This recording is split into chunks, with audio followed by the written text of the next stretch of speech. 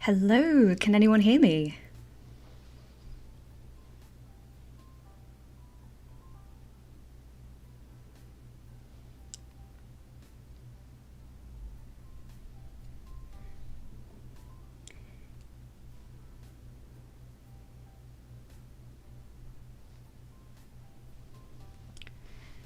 Hopefully you guys can hear me all right. Let me know how the music is, if it's too loud or quiet, if I'm too loud and quiet, all that good stuff. I'm in OBS and I'm playing around with settings as we speak.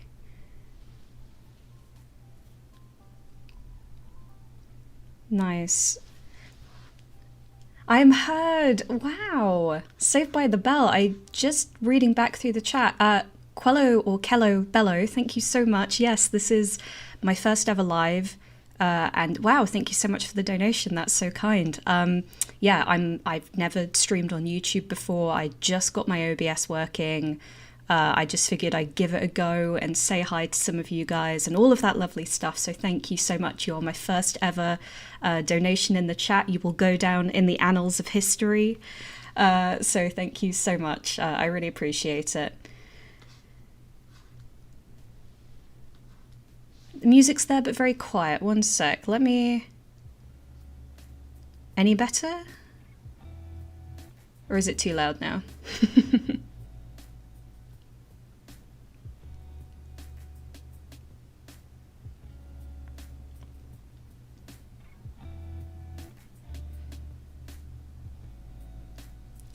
There we go. I'm just playing around with settings. Hopefully it'll mean that we'll be good to go for next time. So you just let me know how it's sounding. I want to be kind to your poor little ears.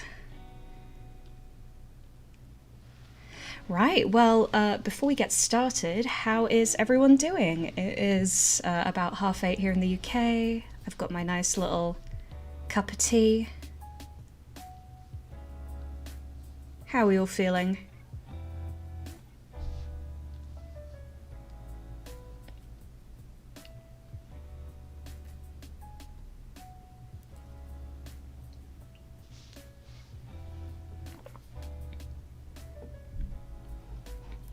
Awesome. Well, hopefully you're all having a good day.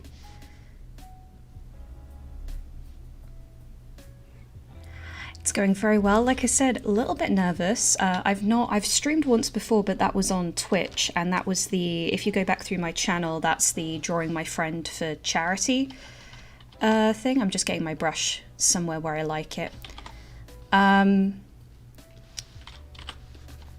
So this is all a little new for me. It's quite exciting, but obviously I think if we all waited until we were 100% sure to do something, we'd never do anything, right? Mishka, third day bedridden. I'm so sorry to hear about that. Everyone in the chat, give a little heart for Mishka. Hopefully they get well soon. Yes, yeah, right after Monster Gardens Live. I was actually in Monster Gardens Live earlier. And it's always an absolute treat to see what he's up to. Yeah, I probably will have a little bit of noise on the line, sorry. Bear with me. As I said before, I also have a really cruddy setup. So I have one monitor. I've just placed the mic a little further away, and hopefully that'll that'll do the trick. I have a very shoddy PC that's on its last legs, and not a great setup, and a bad mic, and one monitor, so this is going to be a very rustic production.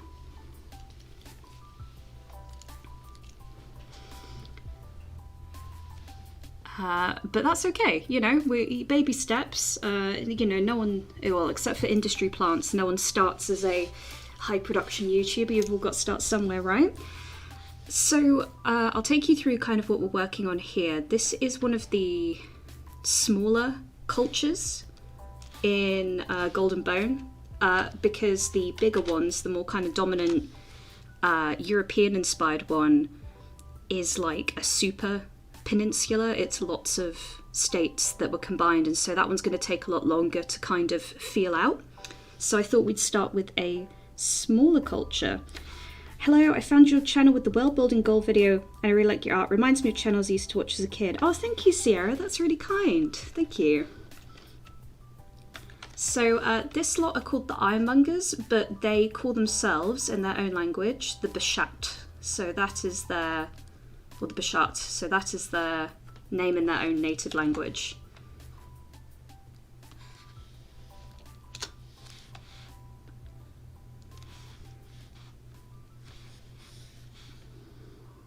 So what's an ironmonger? Good question. Well, they are a group of people, a very small group of people who, unsurprisingly, primarily work with iron. They're quite famed for not really using gold almost at all. Yeah, and it's someone who sells iron, and they're kind of masterwork craftsmen. They're a very small, insular group of people.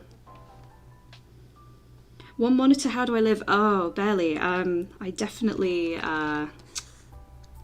want to save up and get a second monitor. I have a second monitor when I'm at work, and then I get home and I'm like, why? Why is it like this? This is for the Golden Bone series, yeah. Getting Tusken Raider vibes. I would agree, yeah, there's definitely some Tusken Raider vibes here. So these are some of my reference images that I'm using. I think it's always good to wear your references on your sleeve. These are very much the vibes I'm going after. I kind of pre-drew some body types. I used some of Kibitzer's and one other artist as reference, and then kind of did my own study with it.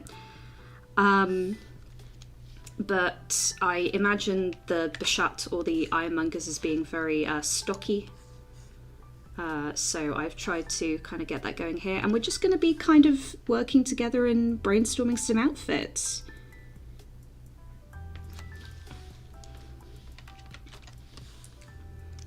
I think in particular, one thing I really want to get is this kind of shape here. I like the idea of them kind of having a little bit of this going on.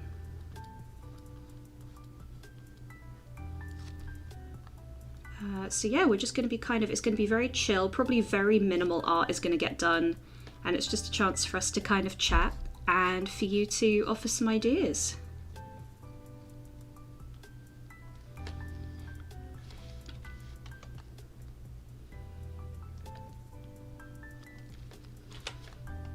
Trying to get some shapes down. One of the best pieces of advice I saw with character design that I tried to take to heart is you should have a straight line and then a curved line and then a straight line and a curved line. Try and get a nice mixture of curves and stuff in there. So we're just going to try and come up with some outfits for them and make them feel cohesive.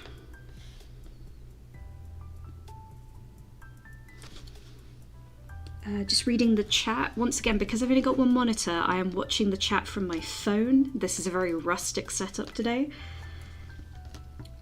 This is so awesome. You've inspired me so much to start again. Oh, thank you so much, Mr. Lou. I'm so glad that it's inspired you to, you know, take a chance on it. I'm really pleased. Yeah, please do work on your own world building stuff. That's so important. I think I'll grab my sketchbook and draw along. Amazing. Yes, please do.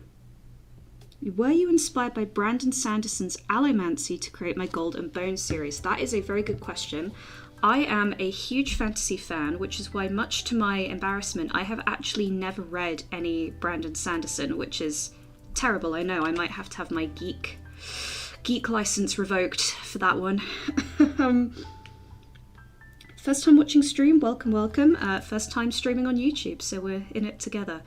I've got a friend who is obsessed with Brandon Sanderson, and they have always recommended them to me, and people mentioned him a lot in the Golden Bone video comment section. But yeah, I've not actually read his stuff, but I do credit the man. I've seen enough of his influence and the people influenced by him to, it'd be silly of me to say there probably is nothing there. Even if I didn't get inspired by him, maybe I was inspired by someone who was inspired by him,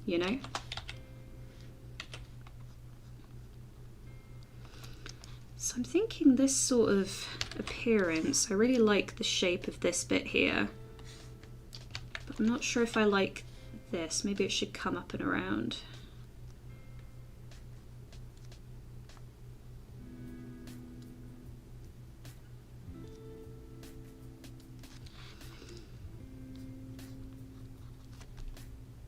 Maybe up a little bit more.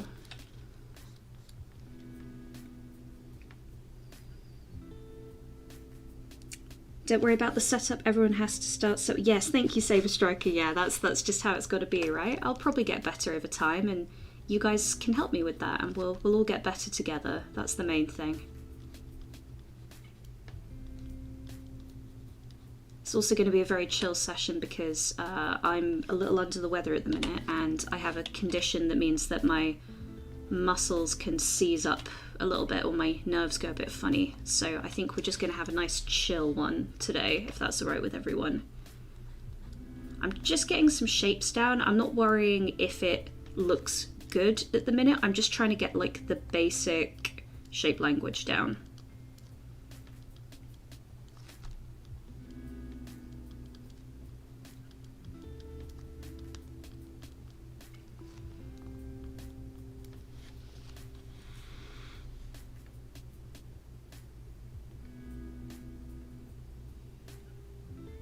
Where do they live? Yeah.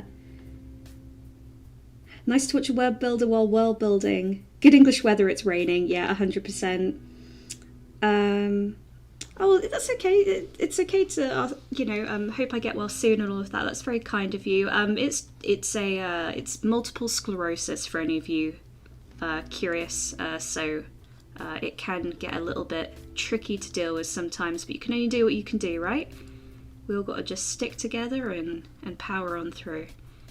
So I'm just getting the basic shapes down. And for those of you just joining, are they like religious knights or religious people? So the Ironmongers are a small group, which is why I decided to start with them. Unlike a lot of other cultures in Golden Bone, because they're quite small, they don't have a lot of variety. Like, if it's not like a huge country like, I don't know, Russia, where if you went east to west, it would like change a lot. So they felt like a nice place to just kind of start easing ourselves in. The Ironmongers basically don't touch gold. They're considered masterwork craftsmen. They are just one kind of secular group of people that live in a small network of villages in a mountain range that has a lot of iron ore, hence why iron is kind of their major profession. And they do have their own culture. So they have a person who will maybe design in a bit called the Silent Oracle, and that is a person who wears one of these kind of unique masks of theirs, these metal masks, and is unable to communicate, and appears to have visions that they convey to the Ironmongers through gestures and interpretive body language, and they use that as a way of kind of getting, I don't know, portents of the future.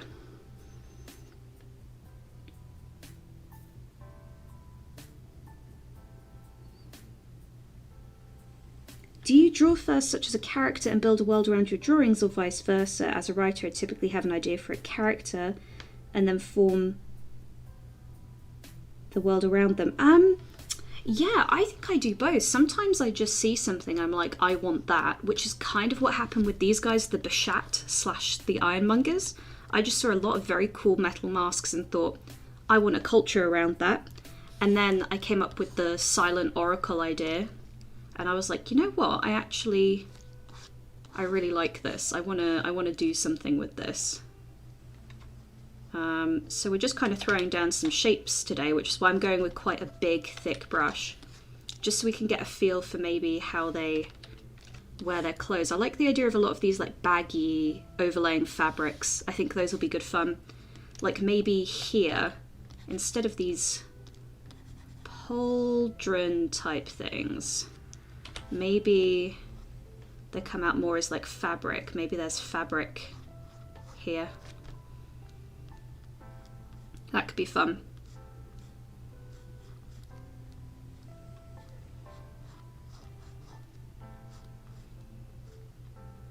And then they can have their metal plating underneath.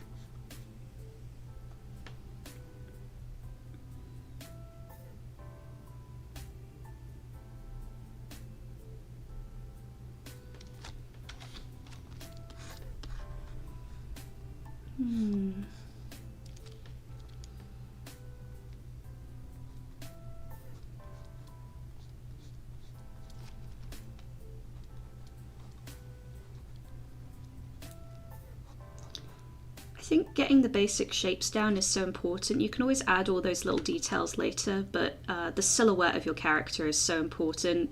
From a distance, it needs to look good, and it needs to read.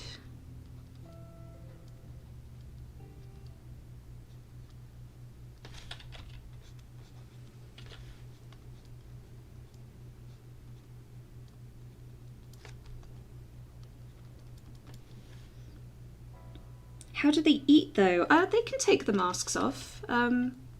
It's more of a ceremonial thing. They really pride themselves on their ironwork, and I think there's also a part of them just wants to keep a mystique up for outsiders. I think, you know, they're mysterious mountain people, and the more they kind of keep that mystique up, the kind of safer they are from prying eyes. So I think they probably more likely wear these when outsiders are around.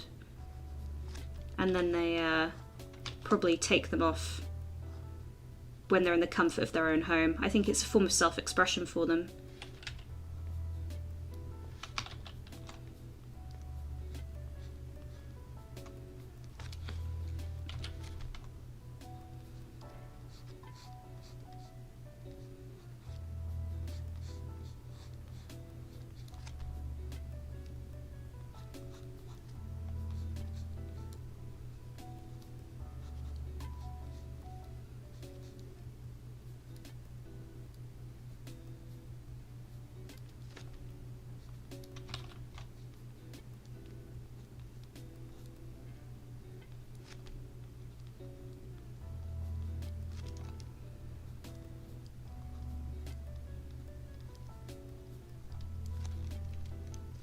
I'm not sure I like the eyes on this. They're cute, but I don't think they're quite how I envisioned it.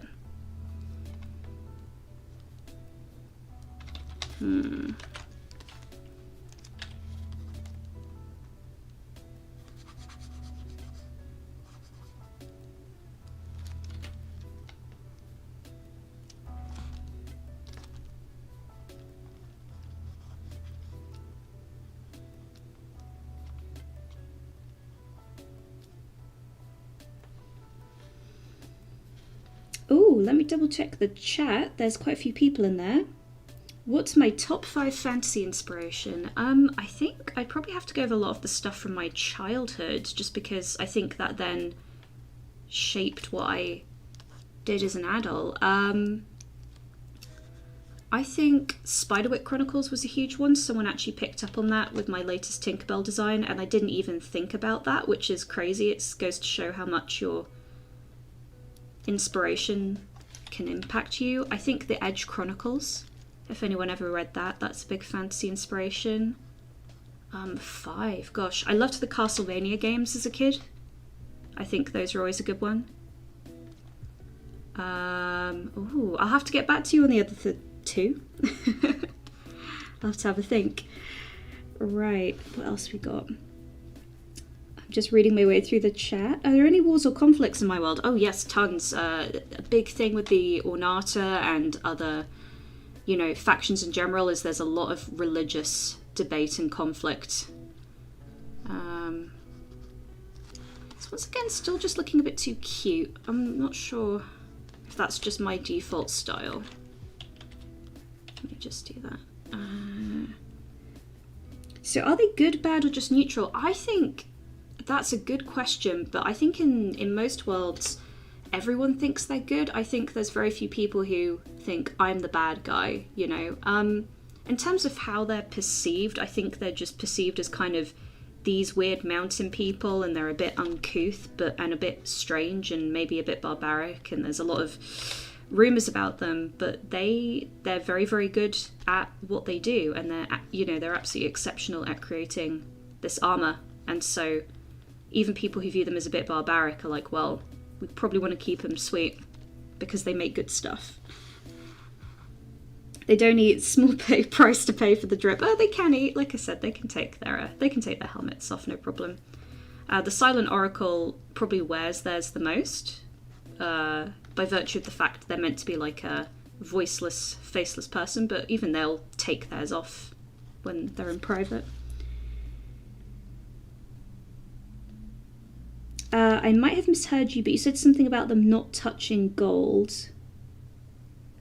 Can you elaborate on that? Yeah, they just don't use gold. They're from a mountainous area that just has lots of iron and no gold, and so they don't really associate with it. Obviously, they still have Ornata amongst their ranks, but the Ornata are kind of the only time they really see gold, so they don't bother with it.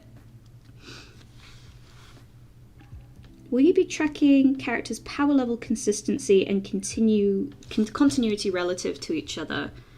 For example, Marvel has inconsistent. I think I'm going to try my best to keep it consistent by keeping it low level. If I'm stuck on where to go with someone's abilities, if in doubt, go lower rather than higher. One thing I've always found in media and fiction is the second you, for example, introduce a character with healing powers, there's no tension anymore. Because, you could just get healed up. And then the only person who's ever in danger is the person with healing powers. I found that a lot in fan fiction. People will, give someone healing powers, and it's like, oh, this is the only person who can get hurt now. Stuff like that. Are the Bashata warrior people? Is the armor a part of their religion? I would say they're actually, despite their appearance, they're not a warrior people. I would say they are they're artisans. For them, they provide the tools for war, they make things, but they don't really participate. They're very happy just making things. Hence why I think their kind of figurehead, the Silent Oracle, is so important, because they really value the idea of sitting quietly and just immersing yourself in your work. I think that's a really big part of their culture, is silence and being quiet and kind of getting in the zone. I think that's really important to them.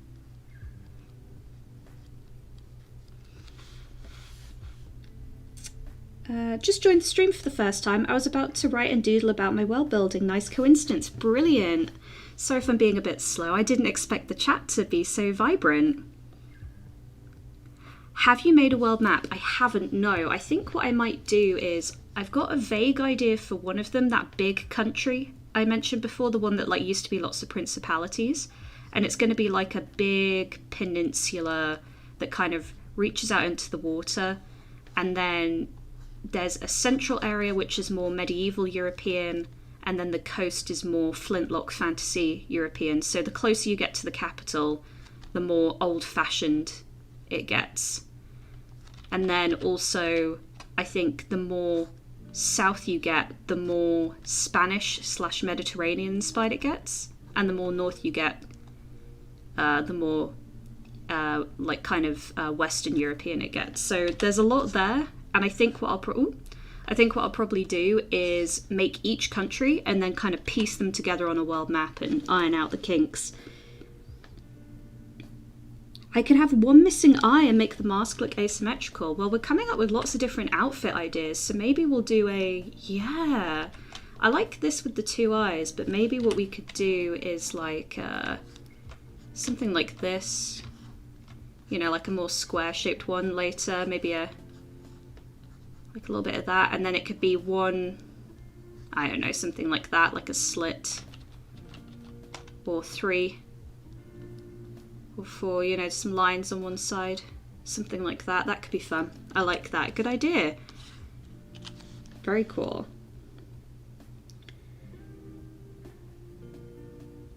You know, when I first read Ironmongers, I thought it was going to be some magnetic monster, but now I'm just going to take the idea for a D&D monster. Absolutely. If this gave you an idea, go for it.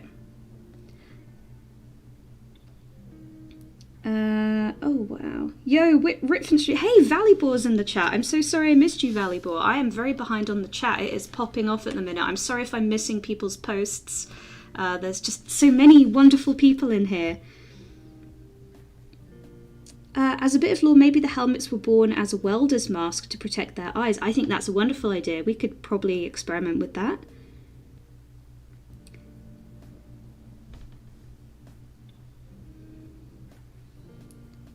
So these are the true craftsmen. What are we dealing with? Archery, gunpowder? I feel like I connected with the Ironmongers despite not really knowing them. Would the Oracle be an Ornata? And that's how they get their powers. I think the Oracle is a bit of a mystery wrapped in an enigma. I think they're probably a little bit of a, like, very few people know what their face looks like. There's myths, because there's myths that the Ironmongers are barbaric. There's myths that they intentionally mute someone. Others say it's just like a vow of silence, but it's not 100% clear. I'll have to have a think about that.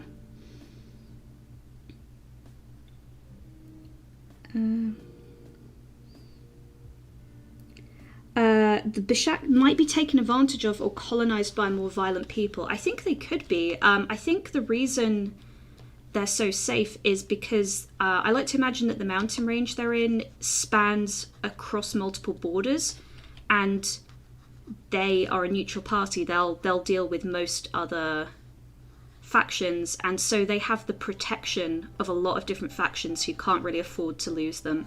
I think currently they're mostly protected by virtue of the fact that they are valuable to a lot of different factions.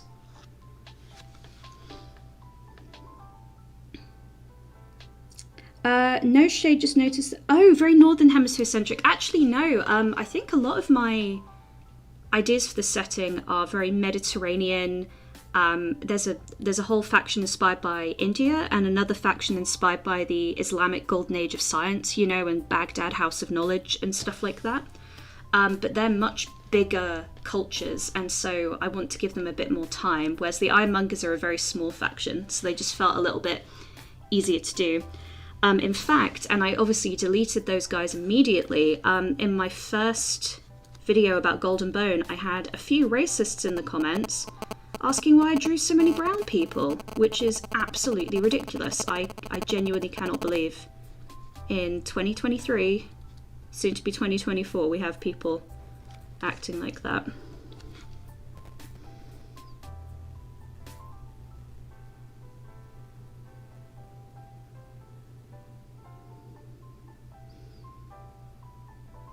Is this neck piece fabric or something else? I think I'm going to go for like chainmail.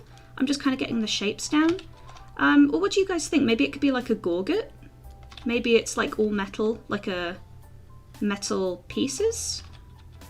But I was kind of thinking more chainmail. This is how I like to draw chainmail. I get it all in, roughly, like that. And then you do the edges.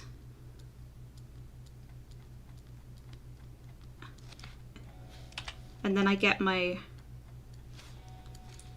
eraser.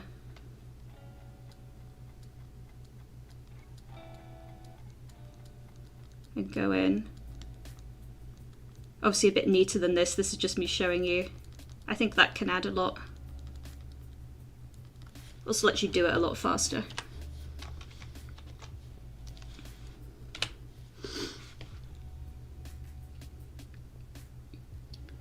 Oh, geographically north. I guess if we're looking at the world like this, you know, one of those stretched out maps, I think the slice I'm taking, if this was our world, you know, obviously there's inspiration from all over. I'm starting from where I am because that helps me a lot. There's the UK, Africa. It's not actually set, it's set in its own world, but if we were taking a slice of the world, I think we're kind of taking a slice like that. So we've got a little bit of the kind of equatorial area, and then we've got some northern and Scandinavian stuff going on there.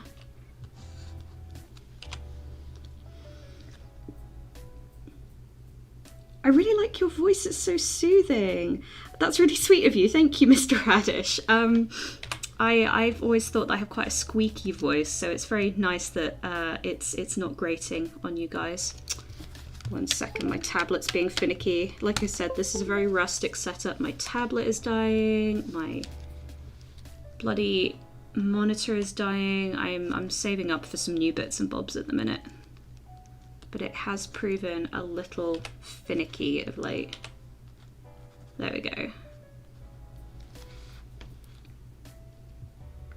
The silence could even be a genetic deformity that connects them, or something that works by genetics. Sounds amazing. A trait. I don't think they're all mute, but I do think that they are very quiet. I think maybe they really prize actions over words, and maybe, you know, I think they have a lot in common with another group that are more Mongolian inspired in this setting that I have in mind, called the Marafti. But whereas the Ironmongers are a kind of network of villages, the Marafti are nomadic. So they kind of travel everywhere. And the Marafti, they were one of the first factions I actually came up with. Their whole motto is, I need to come up with it in their language, but it means purpose built for purpose. Or more colloquially, you're made for what you're made for. And so they do not believe an Ornata is inherently better or worse than anyone else. They believe that everyone has something they can do, and you can only do what you can do. So if they had someone born amongst their ranks with a mental handicap, for example, if you can't find something they can do that makes them happy and helps others, then that's a failing on your part, not their fault for being born that way. So whereas the Ironmongers are a little bit more like, let's hone out the imperfections and hide them behind a mask.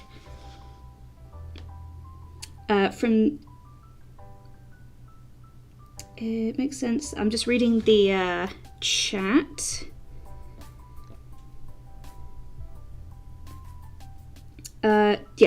From True, too many brown people was a diabolical comment. I can't believe in this day and age that someone felt comfortable commenting that on my Golden Bone video. For the record, and I think everyone in the chat is probably in agreement, otherwise you wouldn't be here.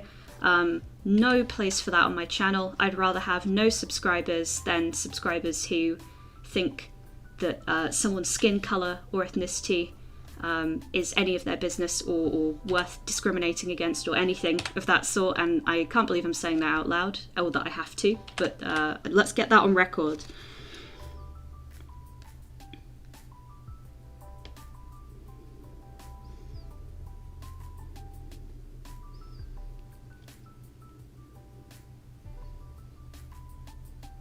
Sorry, I'm just reading the chat. You guys are so creative. There's lots of fun ideas. I'm trying to read through all of them as much as I can. I've got my face down at my desk while I sip my tea. Where do the Ironmongers live? As I said before, they kind of live in a mountain ridge that I imagine kind of, if this is a landmass, they kind of bisect a lot of territories, like different countries. So they're kind of dotted along a mountain range, and so loads of people will go to them for their craftsmanship. Making a graphic novel series of this or something else? I actually am a published tabletop RPG writer, and I've got a few different RPGs in the works, and I think at some point I would love to turn my hand to these guys and maybe get something going with them. I think that would be really good. Let's give them some accessories. Maybe some stuff hanging from his belts. What kind of artisan do we think he is? A blacksmith, or maybe His security, what sorts of things should we be arming him with, do we think? Hi, not a Dutch guy. I just stepped in. Are we Gold and Bone faction shaping? Yes, we are. This is the Bashat, or the Ironmongers. That's them in their own language. But yes, these guys. In fact, while I read the comment section real quick and take a sip of my tea and let you guys maybe come up with some ideas, I'm just going to zoom out so you can see my mood board. I love the idea of the Marathi. We need people like them IRL. Yeah, I think we need the Marathi in real life. The idea that everyone is built for something, and it's a failing on your part if you don't help people find their potential. I think that's an interesting culture to work on. I give it 2 weeks before someone sends enough to buy a second monitor over Kofi.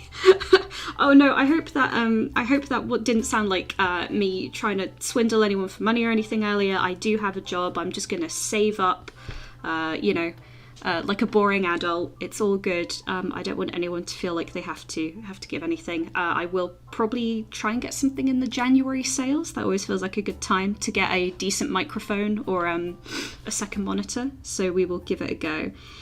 Beep Skeep, is it okay if I draw fan art? Oh my gosh. Yes, that's amazing. Thank you. Yeah, I would absolutely love to see anything you guys come up with. Even if it doesn't end up meshing with the canon, I don't care, because I love seeing the ideas that you guys come up with based on that. I'd love to see all of that. Which RPGs of mine have been published? So I've written for the Doctor Who RPG. They let me design some aliens, the absolute mad lads. I don't know why they let me do that, but they did. So it's actually a really funny story. I basically got given this stuff, and they gave me 2 alien names.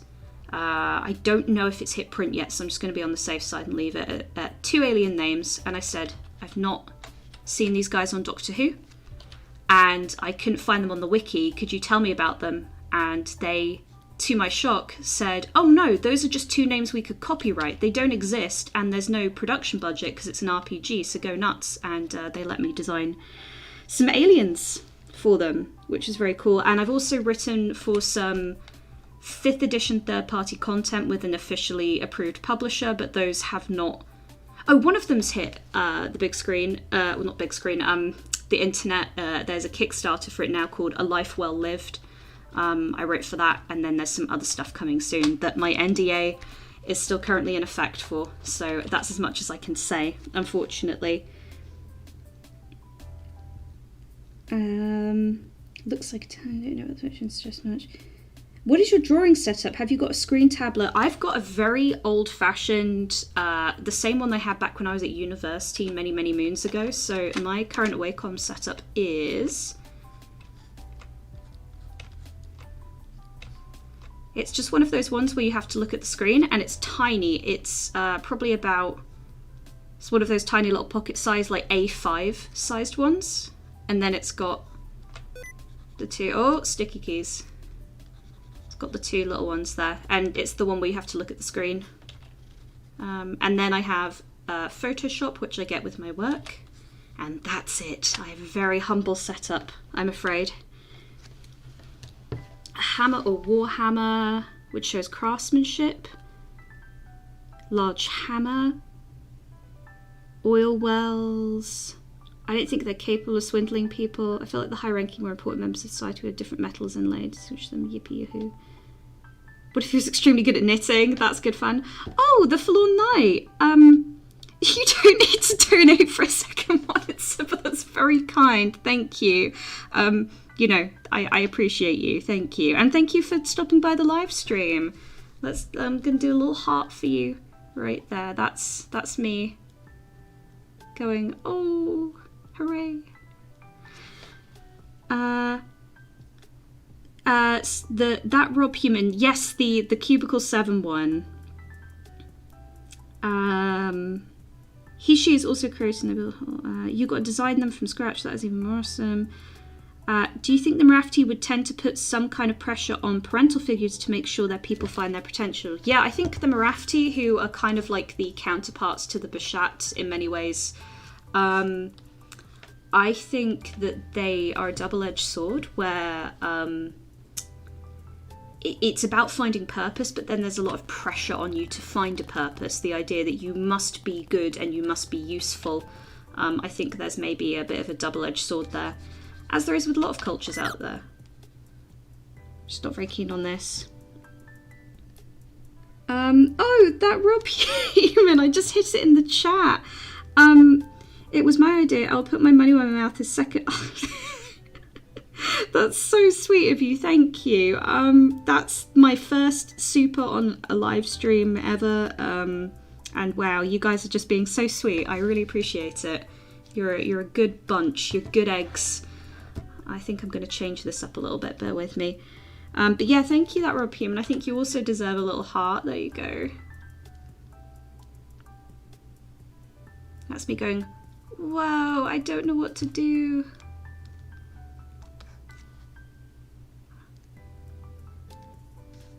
Ooh woo. There you go. In fact, just for that, let's change what colour this is to the colour of your donation, because it doesn't matter because I'm using the black. There we go. Oh, hey! Hi, Simon. How's it going?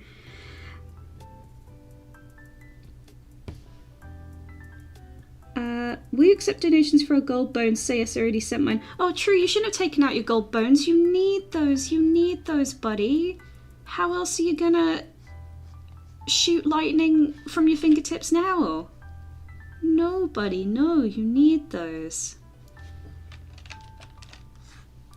Do you take sugar in my tea? I do. In fact, I have. Let me do a little cheers with the whole chat. There you go. That's me clinking my glass. There we go. And we've got Monster. Yeah. Hi, Simon. Thank you so much for joining us. It's so sweet of you. This is my first ever stream, so if it's very rustic and rough around the edges, then you all know why.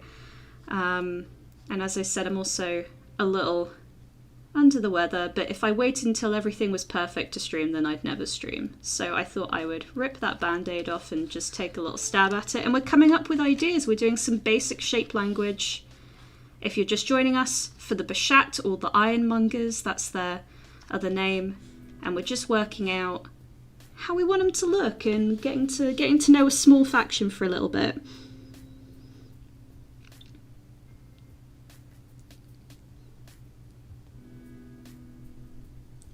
The pointed paws from your fingertips, that's not what you were going to say at first, was it? I was actually going to say from your eyeballs, because I forgot what lasers are. So there we go.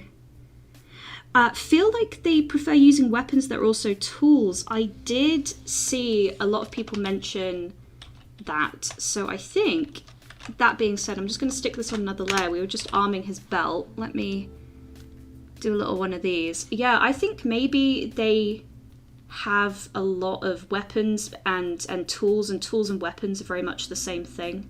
If you guys have ever seen Arrival, you know that in that one, the word for tool and the word for weapon were the same thing. It meant like apparatus. So maybe that's the same with these guys. Maybe they don't see a difference between, you know, they're just all apparatuses. Apparatuses?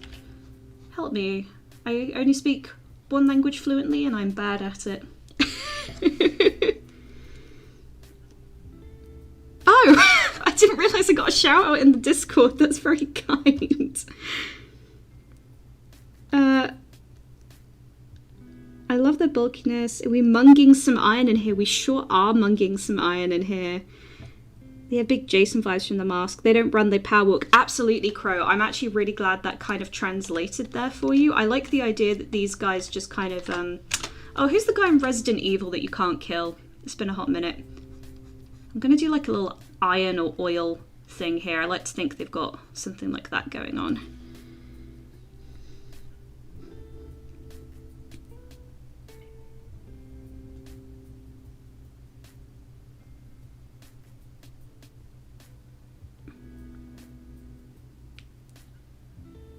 Oh gosh, there's loads of people streaming in. Hi, how are you all doing?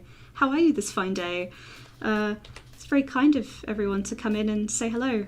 This is, if you're just joining us, we're doing the Ironmongers or the Bashat. We're just getting some basic shapes down and we're having a chat and getting to know each other and just kind of chilling. And we've just been working on this guy here. What's his deal? The Ironmongers, they are a very small mountain faction. I'm starting with a small faction so that while I work on some of the big factions, basically. Because they need a bit more time and tender love and care, whereas these guys are a bit more, not basic, I guess, just straightforward. Maybe that's the word. He's up for monking their iron. Rust, what do they think about rust? I think that's part of the reason I like to think they carry oil everywhere. They're artisans, they highly prize their iron. They want to show that even without gold, they can create these like masterworks. And so I think they will make a point of, obviously they wear these masks as forms of self-expression. You forge your iron mask and wear it in public. But I think they also do carry oil with them at all times. I think rust is a big enemy for them.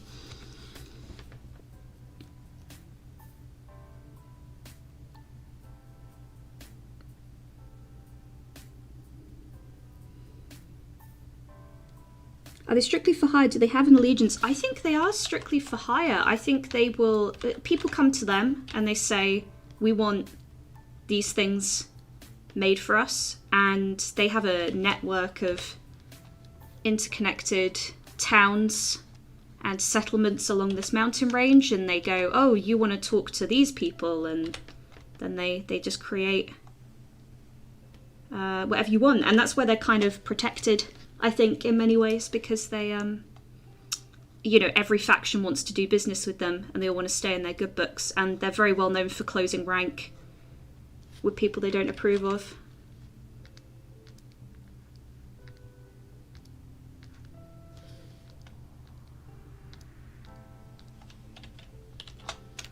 Just merging these down. 1 second, I'm just going to have a little tea break. Oh wow! Wow. Okay, Hello Bello, thank you so much. That's a really kind donation. Thank you. They could use big metal balls or gongs to communicate between villages. Yeah, I think that's a really amazing idea, actually. Yeah, and like you say, you don't actually bang on a gong. If you kind of rap on it and it's made correctly, it should amplify sound really comfortably without too much force. So once again, that's a really nice show of their skill and their craftsmanship. I really like that a lot. Beautiful. And thank you so much for the donation. You guys are being really kind. Is it mercenary faction? I guess not really a mercenary faction. They just make stuff. They're like, if you want to go and stab yourselves, absolutely go for it. If you want to go stab one another and fight one another, you're welcome to it, but we're just going to stay up in our mountain and keep making stuff. They're artisans but insist on not using gold because it's too mainstream. Yeah, they're metal hipsters. That's probably a good way of describing them. They don't want to they want to prove that they can make something of value without using gold. I think that's a really big thing for them. It's not that it's outlawed or anything, they just think it's lazy. I'm not sure the alchemists would agree with them, but you know, that's where conflict comes in, right? Oh, Anteros, thank you so much. Hi, I know this isn't much, but your videos are very inspirational to me. As someone creating their own fantasy world currently, your drawings and content are so inspiring and oh my gosh! I've actually gone a little bit red in real life. I'm blushing a little bit. Thank you. That's really kind of you. You guys are so sweet. Wow. Thank you so much. I think both of you guys, little hearts from me. Thank you. Thank you so much. The hearts are going to stay here. In fact, they're going to move up to here. There we go. He's overcome with love. Yeah, thank you so much. They're cute. Can I give him a kiss? Of course you can give him a kiss. Absolutely. Schmooch.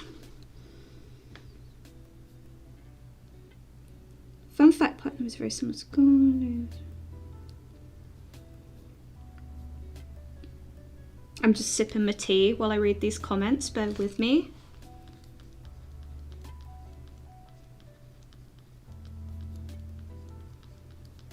Tea break.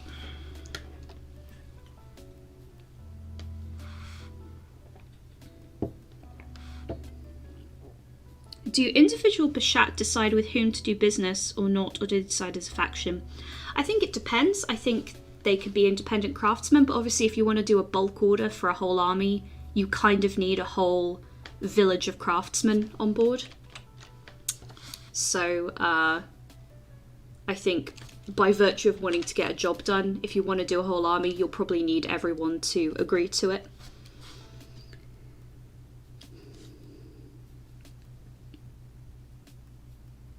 Gold deniers. Yeah, they're very similar to fancy arms dealers. There are other factions that other parts of the world tend to use firearms. Like I said, this is a flintlock fantasy. But the Ironmongers still get a lot of business. Guns are very hard to come by. They're quite expensive. And so a lot of people in other parts of the world still prize iron. Lots of people will have a sword and a gun.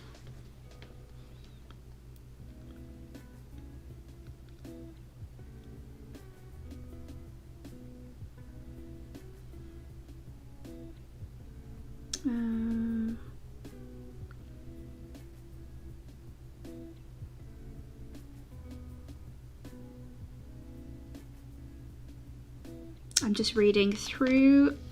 Sorry, I don't have time to respond to all of your lovely comments.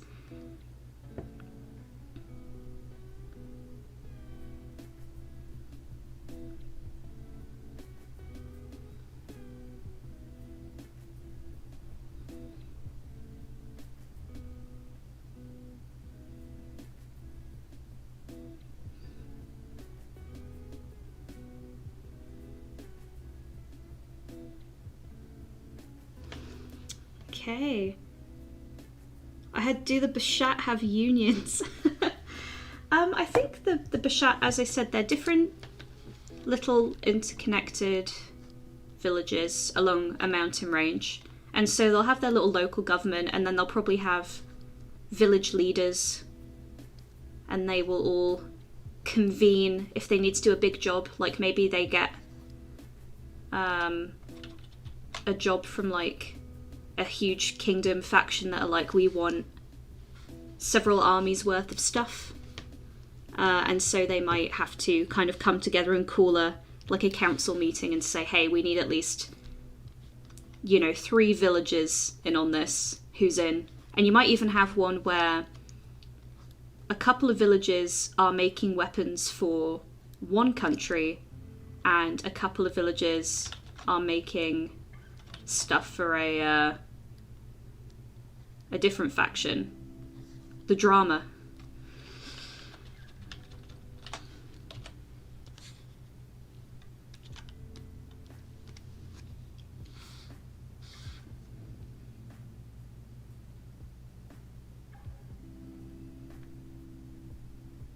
Just reading through.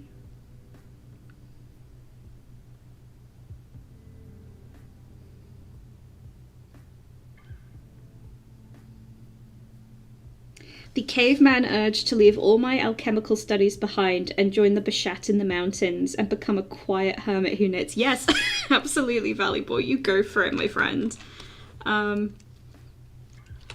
The primal urge to go off and just be away from all the magical nonsense.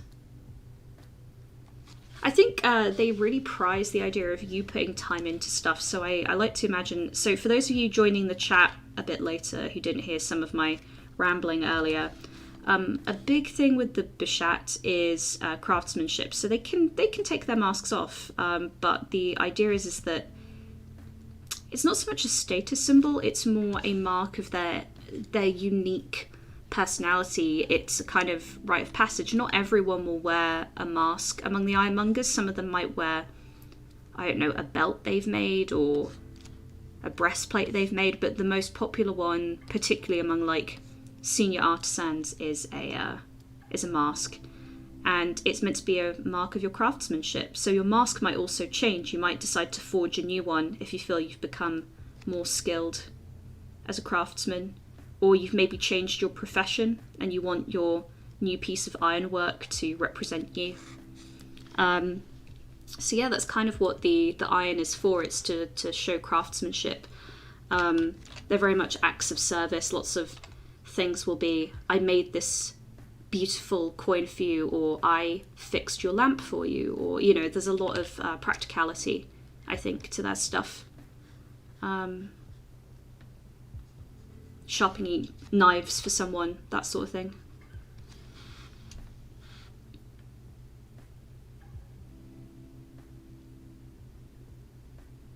Look for Jewish Yemen wedding dress. That looks similar vibes to those many jewelry. Yes, I have looked at those. I have seen those.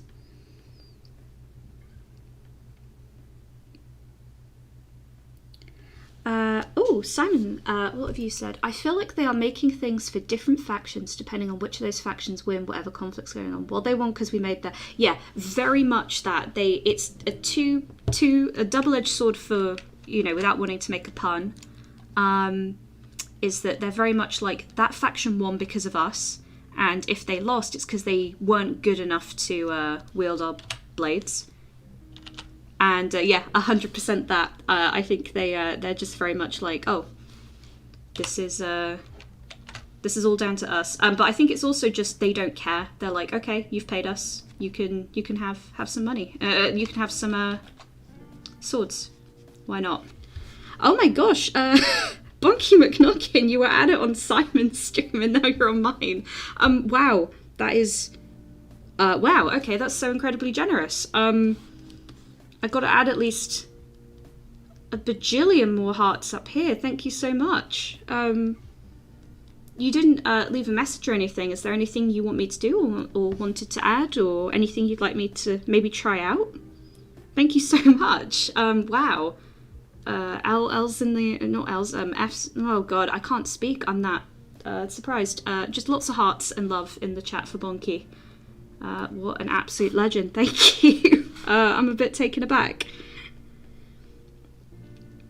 Wow, thank you so much. I just need to take a minute there, and sip my tea in shock. That's really kind of you. I'm even putting some hearts in the chat as we speak. Wow, thank you. Do the Bishat also produce firearms? No, they do not. They just kind of produce more melee-based weapons.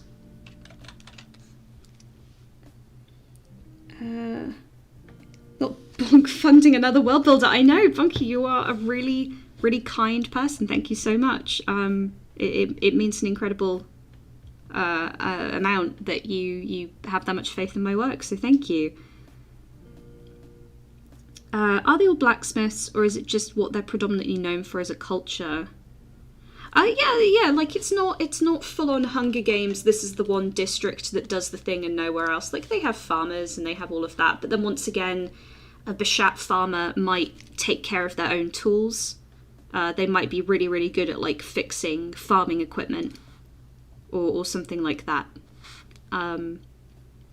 So they've got a real focus on being really good craftsmen and artisans, but of course they need people who, you know, cultivate the fields and stuff. Not all of them wear a mask.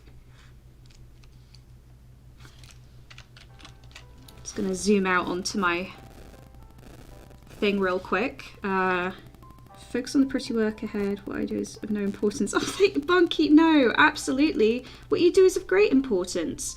You know, supporting the arts, even a kind of, you know, crappy stream like this. I don't know if YouTube's going to pull the plug because I just said crappy, but there we go. Yeah, like that means so much. This is my first ever stream, and you know, really kind that you would do. Oh my god, and I just scrolled down and I just saw the 10. Oh my god, Bonky. Thank you. The silent patron bestows their gifts again, indeed.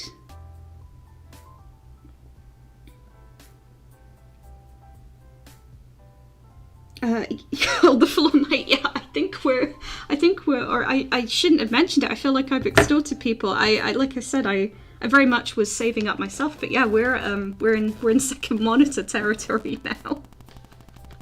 You guys are so sweet. Oh, don't really know what to do. I'm a bit overwhelmed. Wow, there's a lot. Ma'am, do you have your own Discord? Okay, so I have been asked about the Discord. This feels like a good time to bring it up. I mentioned it again in my Tinkerbell video recently. The plan is, for now, I'm going to set up a Patreon sometime in January, hopefully. And for now, I'm just going to make a Patreon-only Discord. Not because I don't want there to be a public one, but because I just need to practice getting everything sorted and kind of it's going to be just me moderating it, and I've seen I get very overwhelmed very easily, if you couldn't tell by me blushing in real life because of you guys. And so it will just give me a chance to kind of get to grips with everything, and then my plan is to then eventually have a bigger public Discord and then a Patreon only one. But I just wanted to do one thing at a time, otherwise I get a little bit overwhelmed. So I hope you guys who maybe can't afford a Patreon at this time don't mind waiting a little bit longer, but that's just, it's easier for me to work that way, just doing one thing at a time. And so that, you know, your patience is really appreciated, and I hope that's okay with you guys.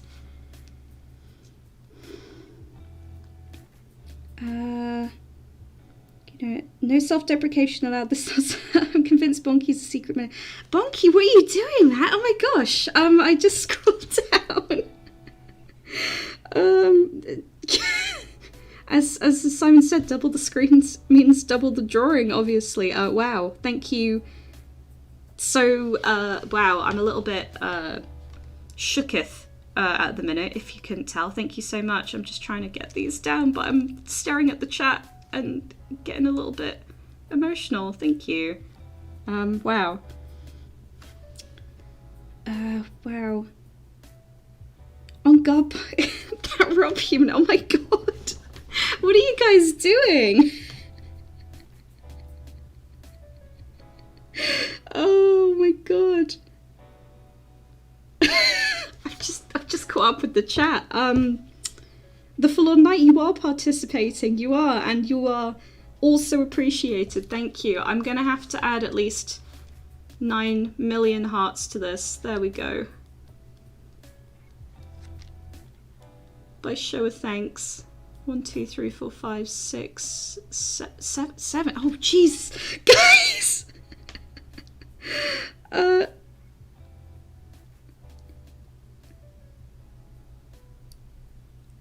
Oh my God. I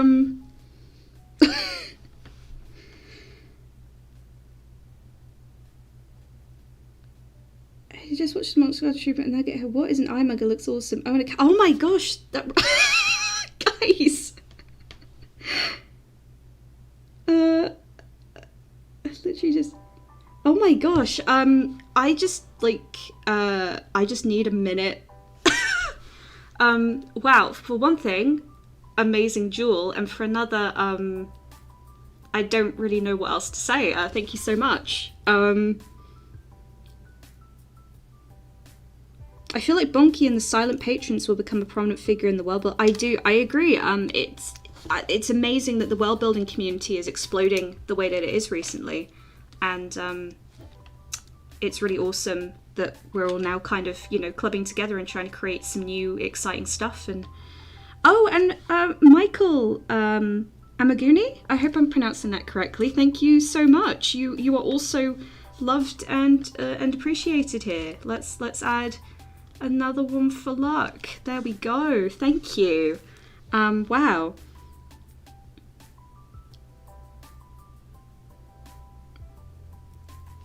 And we broke her. Yes, you did. I just needed a minute to process that. You guys are very, very kind.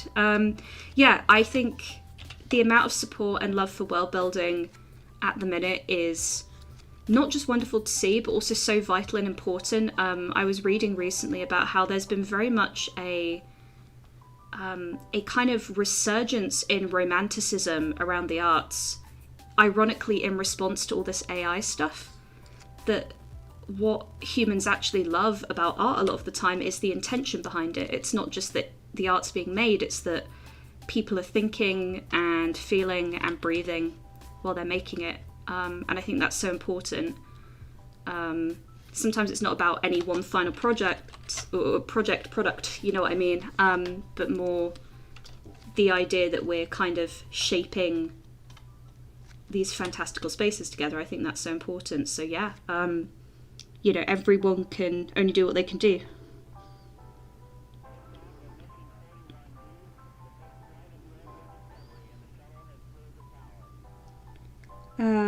Ironically, oh, I see what you did there. Not a Dutch guy.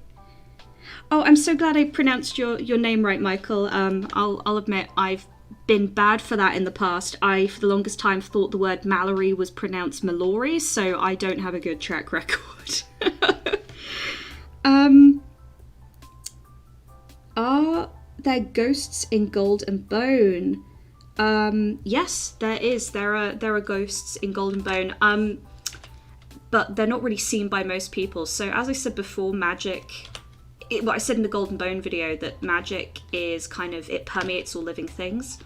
And sometimes it can leave faint echoes. So they're not really ghosts, they're more just like, they can't really learn or thrive, but they can kind of replay events and kind of continue to sit like in a limbo state, be a person in that moment. Sometimes the ghosts aren't even when the person's died, it's just an imprint of them. I've not fully ironed it out yet, but that's the general idea. And so I think there's, in my head I do have an Ornata who can see these kind of echoes or impressions. So watch this space, hopefully I'll have them in a jiffy.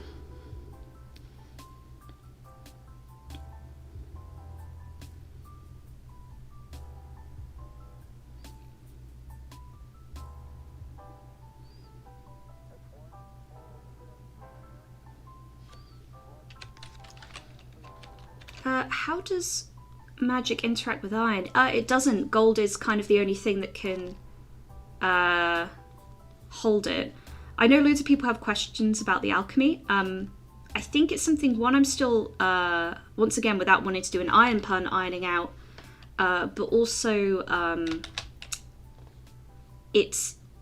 I don't think it's complicated, but explaining it could get complicated unless I kind of, you know, really refine it and kind of like I did with the Golden Bone video, find a nice simplistic way of kind of explaining it to people and making it accessible. So I'm still kind of working on that and working out the kinks. So I think in a future stream I'll probably work on that.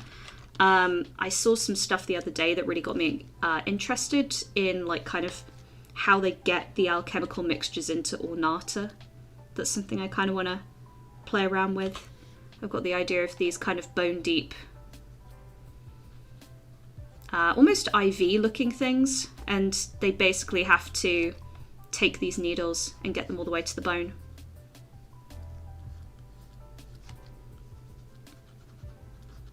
And then obviously pour that mixture in the top. Woo!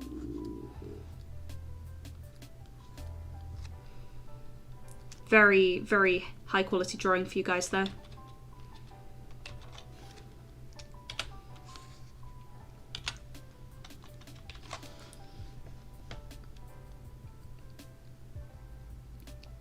Oh, Bonky, thank you so much. Farewell, fellow world shaper. I must now depart. Someone just said, wait, you're Dutch too. No, I'm not Dutch, but one of the usernames in the chat is not a Dutch person, I think. Yes, sorry for that. Any confusion there. Thank you again, Bonky, and farewell. Have a great rest of your day / evening, whatever you're doing. Yeah, seeing people world building projects is so wonderful. Seeing how they solve problems and play. Yeah, I mean, honestly, right back at you, Simon. Shout out in the chat there. I find that looking at other people's projects, it used to when I was younger discourage me, and I think nowadays it inspires me because I've learned.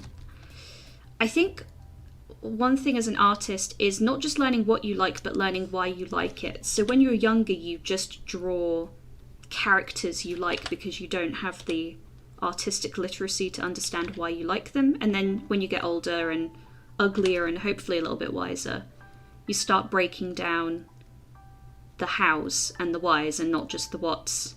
And I think that really does help. So, if you... I used to teach students game art and design, and they would draw a lot of like, oh, this is not Goku, but it was Goku, or this is not a Genshin Impact character, and it was a Genshin Impact character. And I would have to kind of work with them to break down why they like something. And it's so nice to watch world builders now and work out why I like something and then take it into my own work without, copying them. The Full On Night, thank you so much. I think people have had enough with pessimism in media, and AI has just pushed that more. Things suck. I'd like my art and media to not suck in a pessimistic way. I agree. I think 100% what you just said, Full On Night, I think that's a really nice way of putting it. I think the world is pessimistic enough already, and I've always tried to take forward with me to be kind and empathic, and I think that's all of us can do, and I think that extends to art. I think art is, it's the oldest form of human expression. There's a barrier for entry so low it's in the floor. If you can move your body or sing or draw in the dirt or think or put words together, or bake or cook or knit, then you can make art. And there's something wonderful about that, which is why it's such a shame that all of these tech bros out there seem to think that art is somehow something being coveted by elitist artists. Anyone can make art. They just don't want to.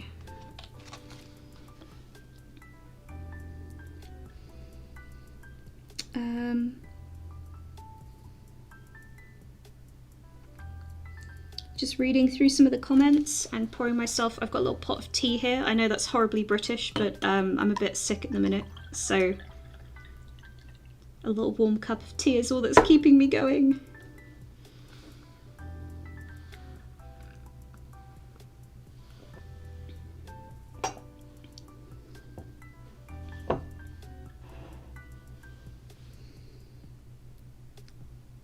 I feel like sometimes I just slap something into my world because I like it without changing it too much, so I'm guilty of that. I think everyone's done that a little bit. I mean, look at this here, this gorget right here. This beautiful, beautiful gorget. 100% inspired by, this guy and, oh, wrong layer. This guy and this guy. I think it's about remixing things and not, it'd be different if I just traced the whole thing. But yeah, I think art is transformative when it's genuine.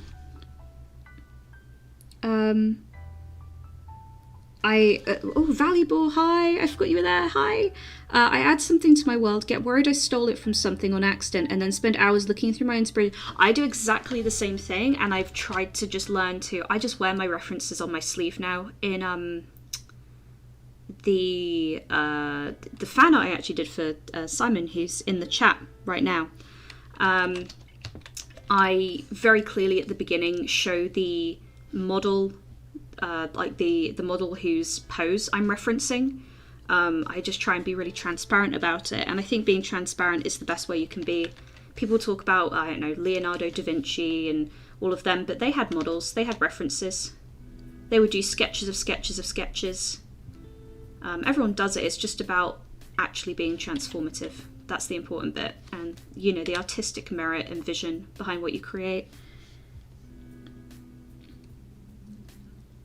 What's the background track? It's very soothing. It is just lo-fi hip-hop. It's from the Relaxed movement. It is Twitch and streamer friendly. I think all of it's copyright free.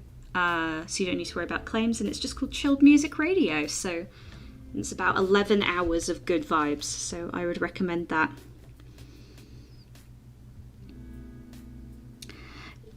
Someone just put, yeah, because tech bros see it as a product, not something. Yeah, I think it is the commodification of art, as a lot of you are saying, for sure.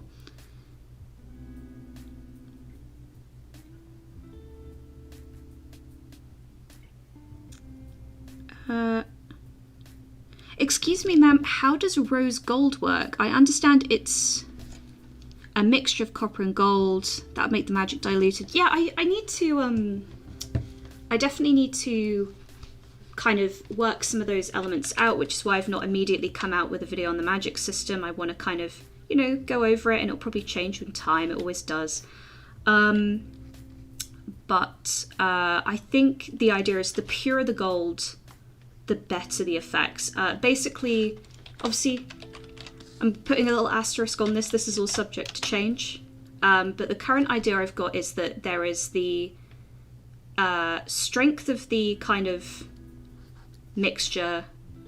There is the, you know, the alchemical mixture, which kind of intensifies the mana. There is the skill of the runes. The runes are basically, I've changed them now, so they're going to be so tiny that if you've ever seen that scene in Blade Runner where it's almost microscopic, it's like that. Alchemists will have massive magnifying lenses and spend hours engraving, you know, tiny little runes into stuff. And the third will be the purity of the gold.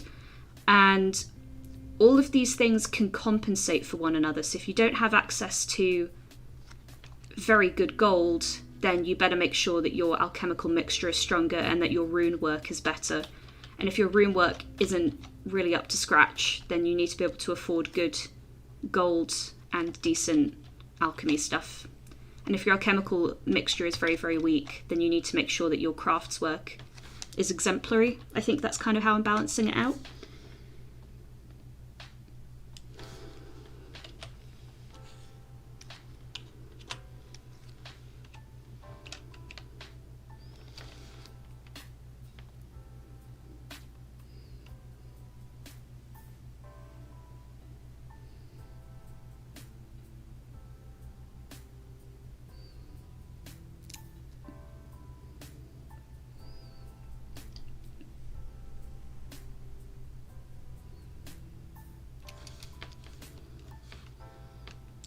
So yeah, no, alloying gold wouldn't create different effects, but it would create less potent results. So see the trifecta.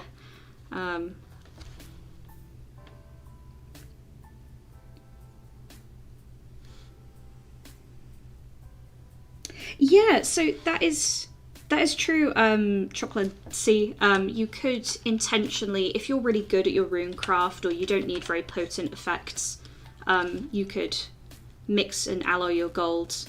I can imagine some artisans are very snobbish about it, like, I only work with the finest gold and my rune work is exemplary and, you know, all of that jazz. I can imagine some people being very elitist or arguing over what's the most vital.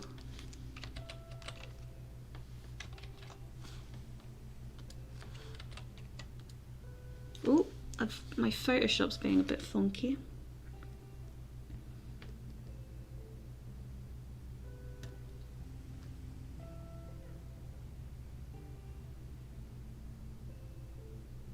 Oh, the rune's tiny because it implies craftsmanship. I think it's more that, so once again, watch the space. I'm ironing everything out still. But I think part of it is that the runes have to be very, very specific. So they are like, here is how I want it to do, and under these circumstances, intent is also part of it. I'm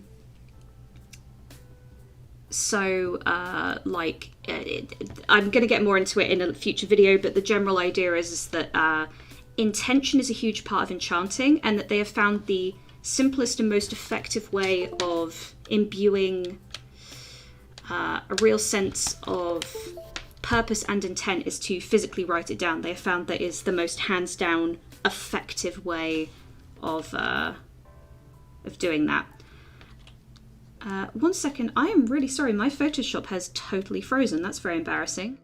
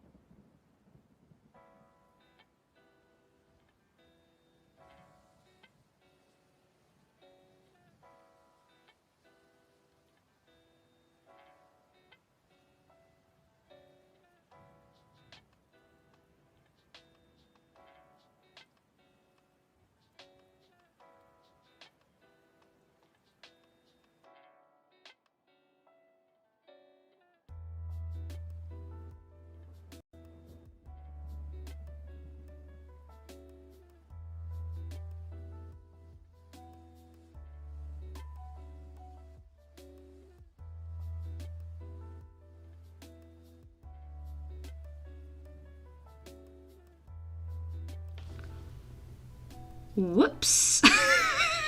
Okay, we're good. We're back. We're safe. It's all Gucci. I accidentally deleted the B and Bashat though. That's a shame. There we go. We're back.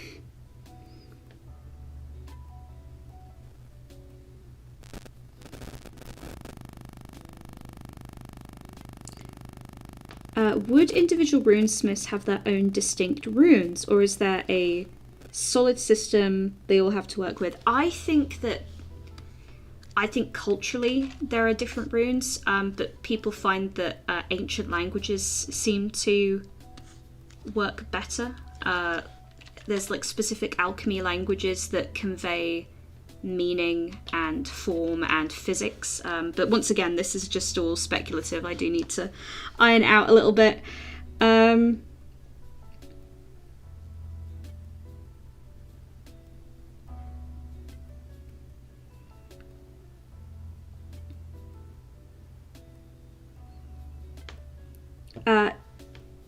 So it sounds like you're inspired by Warbreaker's Awakening. I'm not, unfortunately. I don't know what that is. I'm not familiar with it.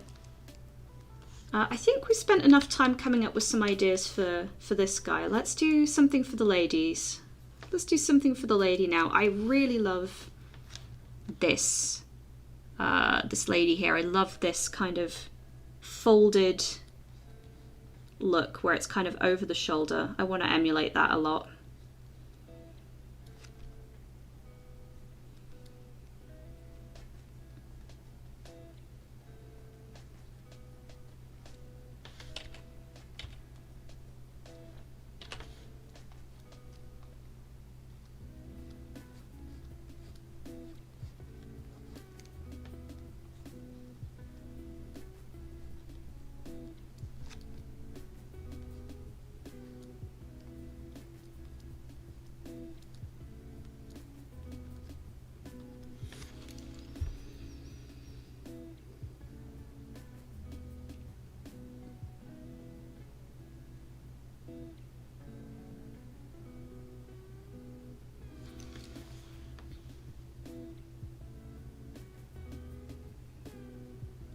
Oh, also, if you guys do have some questions or ask some questions on the Gold and Bone, the first video, I did answer a good chunk of them in that little Q&A subscriber special that I did. So if I don't get round to it today, do check that out. That might have some of your answers in there. If I don't quite get to everyone.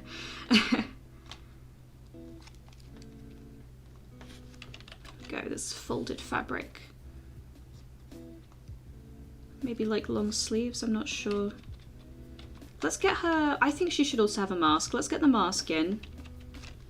I do really like how she's got this outer section that seems to be a hood. And then she's, well, this inner section, then this outer section. I think that's really neat. So maybe some kind of, something like that.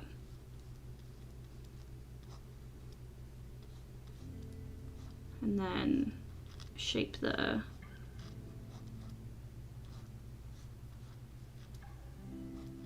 And then maybe something here.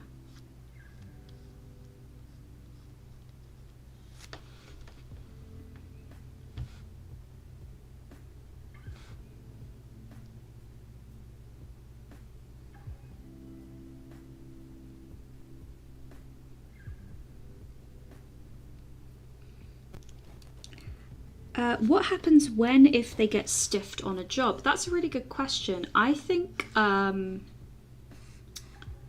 with these guys, a big part of it is their work speaks for itself. They are completely famed for their work. There is no doubt in their work, and they see doubt in their work as offensive. So I think they get all their payment up front.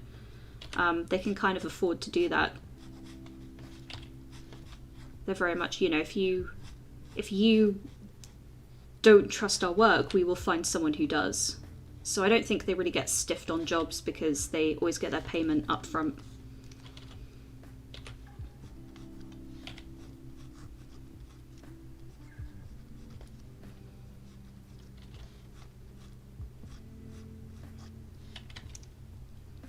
Not sure how I'm feeling about this bit. We'll see, we'll see. We'll do the mask and then we can probably work out. I'm just not crazy about the shape of this, but we will work something out. Someone in the chat earlier requested maybe like a one-sided one. I think that would be interesting. Let's see if we can make it work. Let's give it a go, gang. We're gonna dive in. So maybe some kind of pinned fabric here, and that can come down in a that, and then you've got the mask.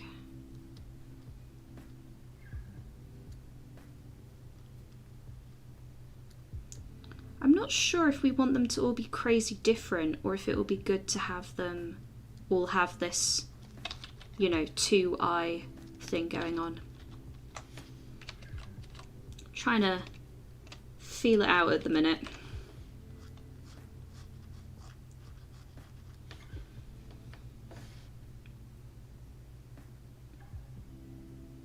Will the stream be uploaded? I'm gonna try and upload it for sure. I think if I remember correctly, I looked it up. YouTube should automatically save this when I'm done, so I'm probably gonna I'll probably upload it.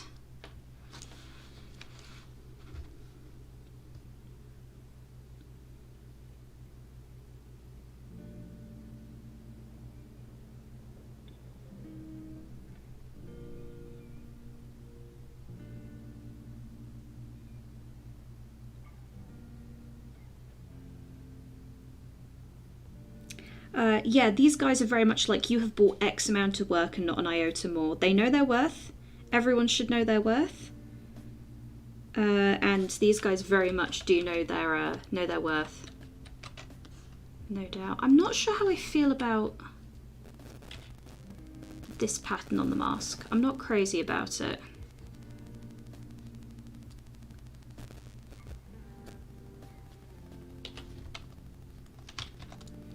I'm kind of zooming out just so I can get a more, like a different feel for it. Maybe she's got like necklaces and stuff. But then she's starting to look too much like one of the other factions I have in mind. You know what? I think I'm gonna axe this bit. I like the folded robes. But I want more cohesive design language.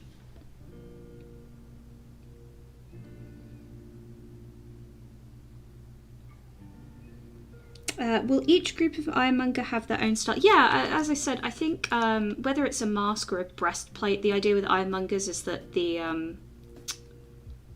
mask represents themselves. Maybe we should go for something more like this one. This one up here, the two in the top right. Something like that could be quite cool. Kind of a slightly different shape language there. A little bit more of this going on. Kind of like that. How are we feeling about that?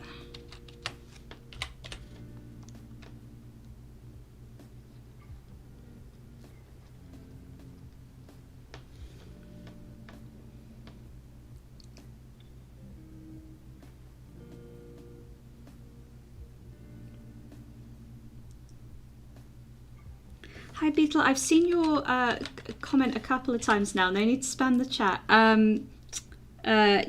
might do. I saw you mention that quite a few times in a Monster Garden stream as well, so I might do. We'll see how it goes.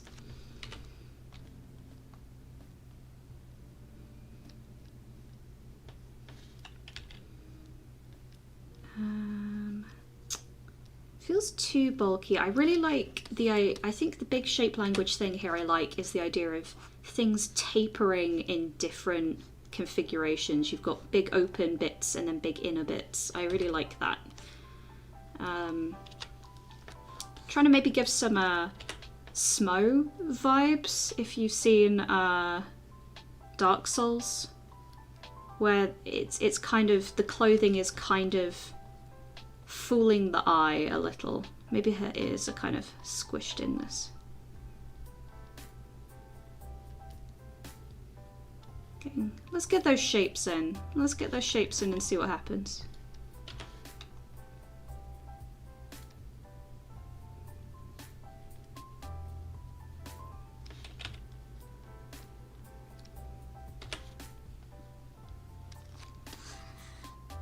Yeah, something a bit more like that, maybe.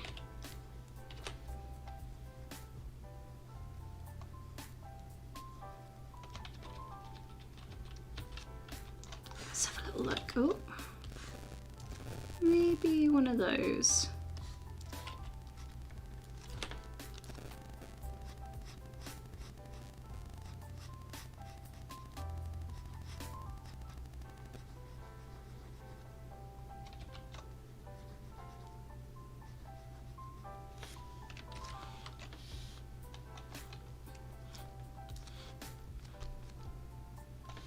I'm not sold on the eyes, but I do like this a little bit more. It's more what I had in my head. I want to try and keep these aesthetics quite distinct. And I think a big thing with these guys is the idea that they, their clothing kind of makes them look less human. Like it fools the eye, is how I'm kind of going for it.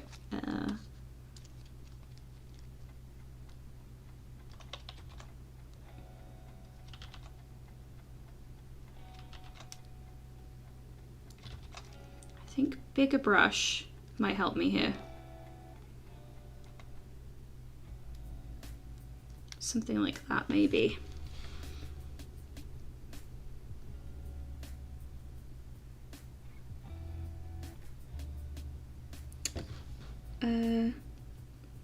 Not a Dutch guy says, can I just say that this is, not only is this a super chill stream, it's also a lovely chat. I agree, it's a really lovely, wholesome chat, and thank you guys so much for that. I've definitely seen people's whose streams have unfortunately been railroaded by less than nice people, but everyone has been really lovely and charming, and just keep being your lovely selves.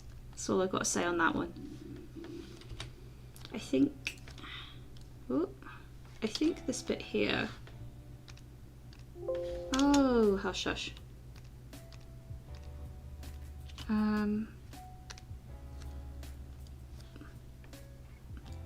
Something weird is going on with my PC at the minute. I'm sorry. Right. There we go. I'm just realizing that those eyes were too high up on her head. Her eyes would probably be down here. Maybe once again we can have something to fake or trick the eye. Maybe like fake eyes up here and then real eyes down here. Something like that.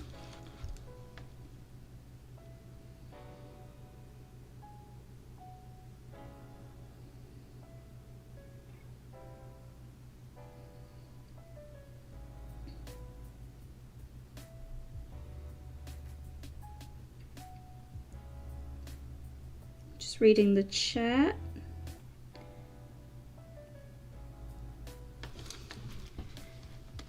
Yeah, no, I'll probably have to do a write-up at some point. It's just, I think probably the best way is to also watch the streams, you know? Not the streams in general, but the videos as well. And then maybe eventually I'll kind of collate them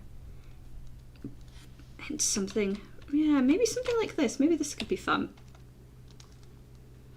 Maybe we cut them off. Not sure. Shh, we're gonna cheese it. We're gonna cheese it real quick. Are you ready? No one say anything. Everyone be cool. I completely forgot about the context thing, so we're gonna do this the old-fashioned way. There we go. There we go. That looks nice. Something like that.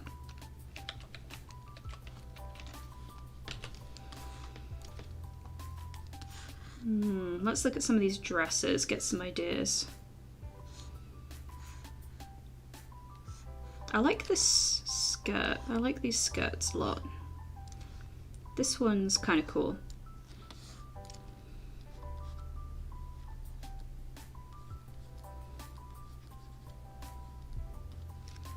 I could make a nice shape language with that, I feel.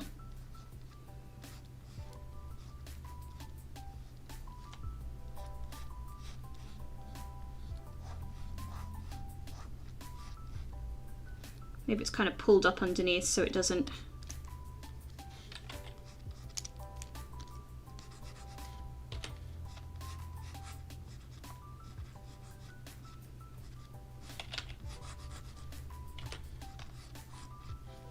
Some kind of shape like that. I kind of like that.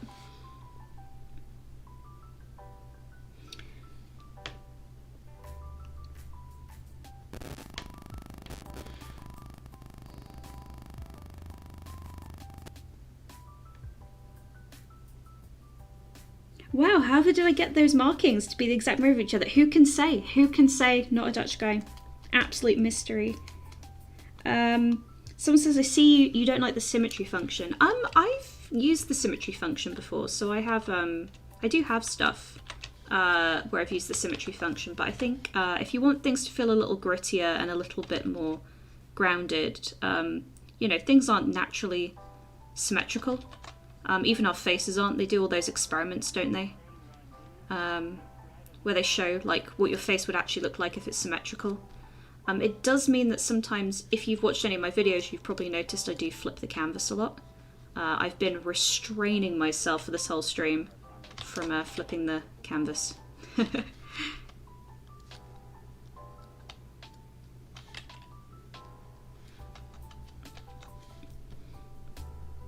I want to cosplay the Ironmongers.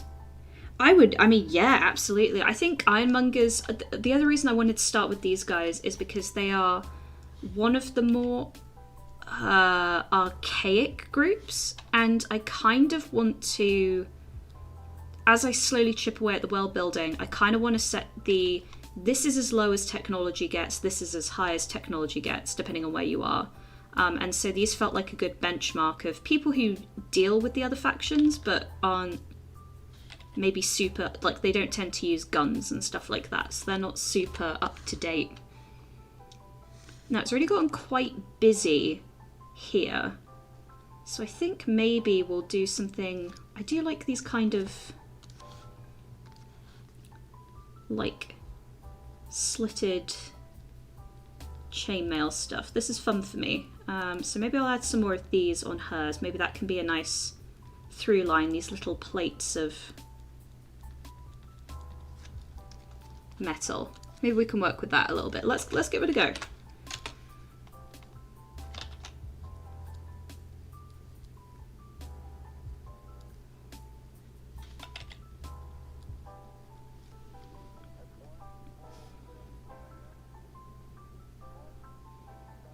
Flipping the canvas is a sacred art. Yeah, this is true, Valleybor. I do agree that it is, but now I'm afraid to flip the canvas because I've not flipped it in a while, which means I should. So we're going to flip the canvas, gang. Are we ready?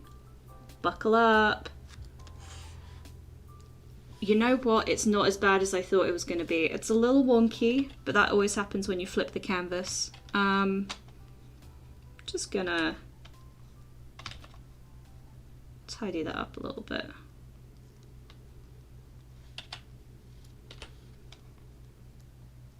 There we go. That's not so bad. We did it, gang. We did it together. We did it because we believed in ourselves. That being said, I'm just going to thin this out a little. There we go. Ah, we did it. We did it and we didn't die.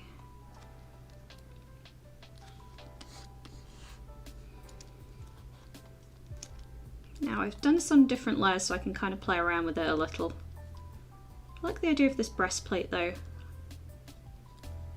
Kind of breaks up the design a little.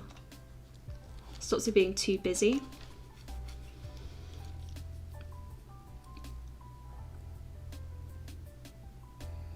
The Melbichat does look at, thank you, I'm glad he looks adorable. He's got all these hearts next to him for all of the lovely people who donated this stream. I think I'm also just going to give him, on a separate layer, oh, there we go, now he's perfect, look at him go. And she's like, ooh, cute. And he's like, did you see how she cracked those iron boulders in half? That's real hot.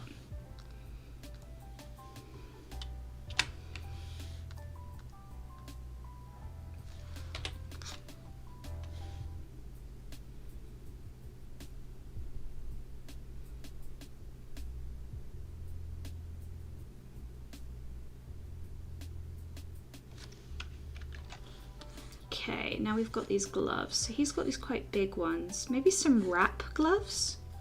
That could be fun.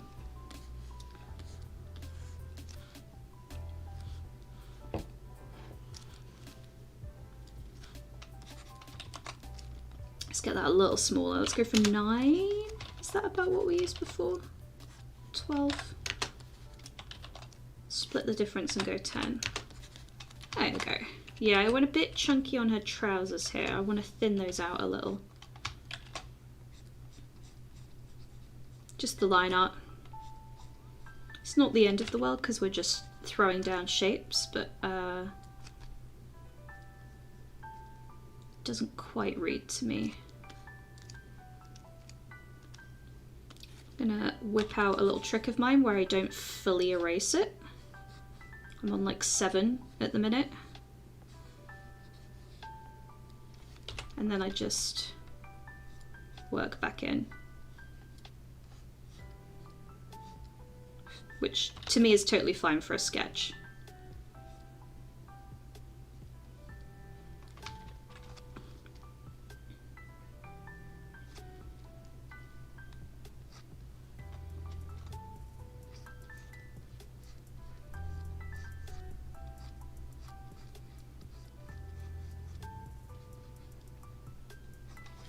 Let's push this bit a little bit more. Be a little bit more of that.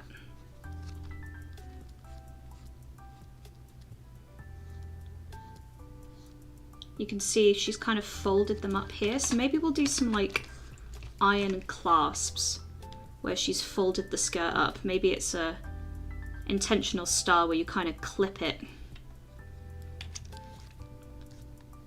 with little iron clasps. Something like that. Kind of like that. Yeah, let's go with that. We'll add another. Maybe we've got another one folded up here.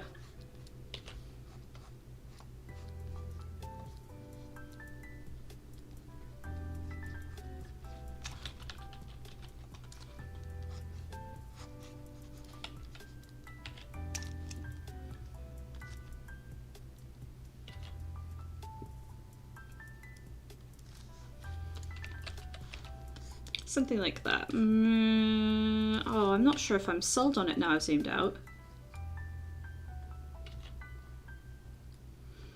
We'll leave it for now. We'll leave it for now and see how we go. Oh, hey, wow, Brendan, thank you so much. Joined late, didn't know we were simping for him. Add one more heart from me. Oh, thank you. Yes, it absolutely will. In fact, you know what? I'll add 2 more. We're simping after Mr. Ironmonger man. He's looking well happy. Thank you so much. That's really kind of you. Thank you. I really appreciate it. You're all appreciated.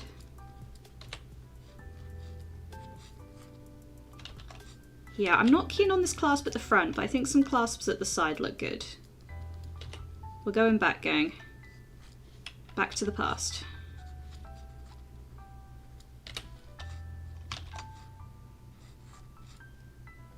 There we go. Yeah, I like that better. Old grandma's knitting chainmail instead of wool. I love that. I'm hoping Ripfinch, names these two, but names are such a can of worms. They are. I try and start with just the names. So obviously they're known as the Ironmongers in the rest of the world, but they call themselves the Bashat. I do want to name these two, and I think that'll hopefully give some ideas, but I'm gonna just mull it over a little bit more, and then I'll probably do a community post at some point, or we might come back and refine these guys, and I'll be sure to keep you posted on their names. I think with this one, I like the floofy stuff at the top, and then obviously she's got quite thick, strong forearms, so maybe we'll just let the baggy pants speak for themselves and do more like wrap stuff like they have here. Maybe with some iron like manacles or something like that. That could look quite cool.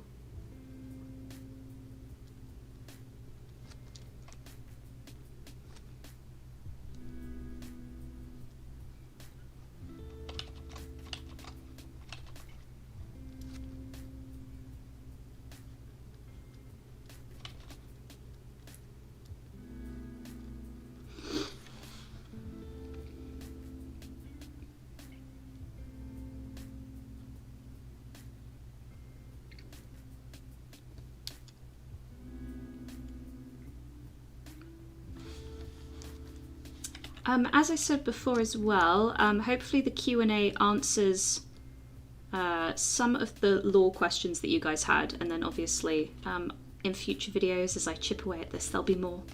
But yes, if you haven't checked that out yet, that wasn't just a thank you video. If those sorts of things don't interest you, which is totally fine, it was also answering some of the kind of FAQs. So hopefully that will help with anyone I miss.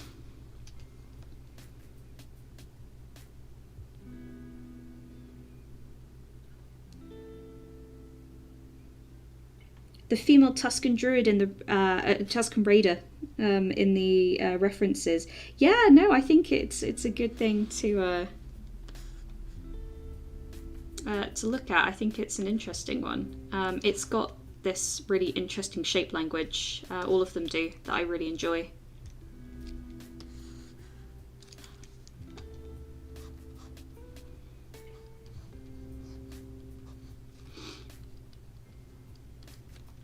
There you go, something like that. And then little shin guards, I think. Oh no, actually he's already got shin guards. Do we want to do shin guards? I think we will do shin guards because they just look cool. I think it's a nice element. Maybe hers are a little bit wider to kind of match her helmet.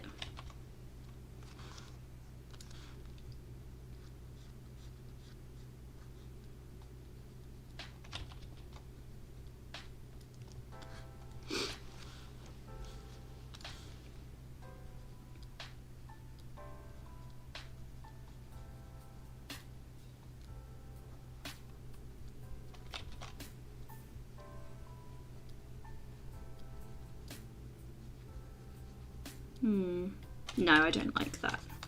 Don't be afraid to delete your art, gang. Sometimes it doesn't look how you want it to look, and it's okay to just delete it. I do quite like this though. I want to expand on this. Maybe she's got a bit of an asymmetry thing. Maybe one of them doesn't have it on and the other does. What kinds of things would require having armoring on one side but not the other?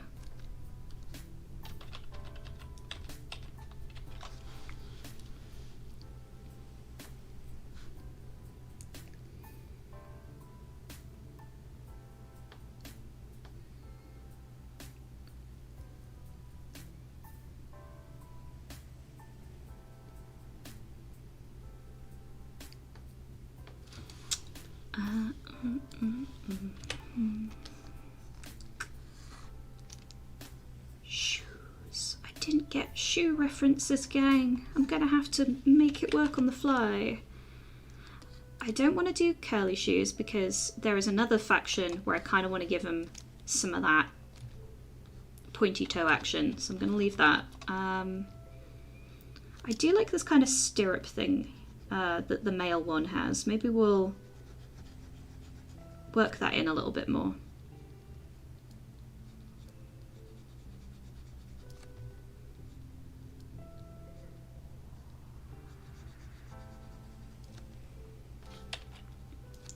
Maybe this one has a slightly more pronounced silhouette where you can kind of see where it ends.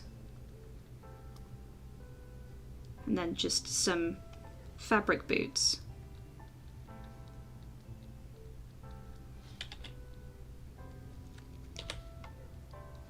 Yeah, something like that could be good.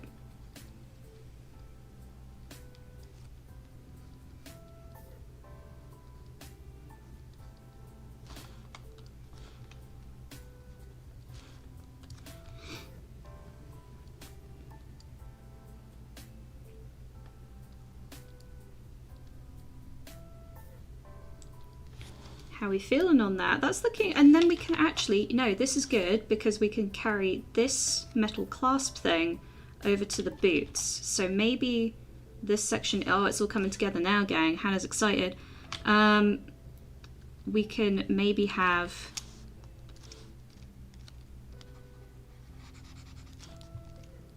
something like that.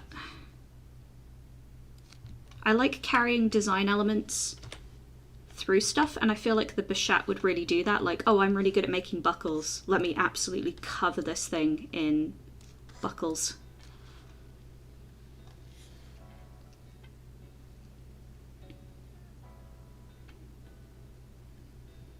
How about Birkenstocks? Oh, don't look now, gang. George, if you're watching this, hi. Someone I work with has discovered my stream. He just WhatsApped me. Sorry, I didn't know if you wanted me to say your first name on a stream, but no surnames here, don't worry. But if you're watching, hi. Oh, that's crazy.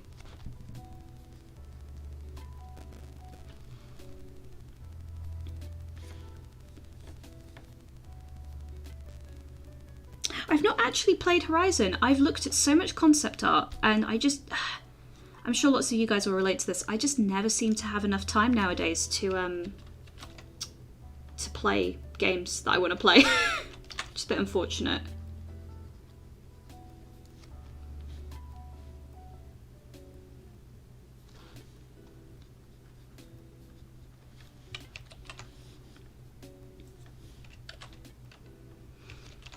Maybe some... Yeah, I'm not sure how I'm feeling about these manacles. I feel like we could maybe develop them a little more. We deserve better, guys. We're going to make it work. I might come back to these. You know what I'm going to do? I'm going to duplicate this layer, and then if I mess it up, we can go back and it's like it never happened.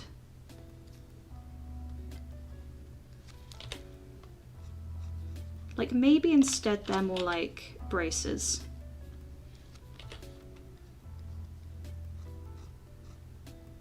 And then we can carry on this kind of, she's got a little bit more of a curve to her armor. You've got like this down here with the shin guard and this up here with the helmet.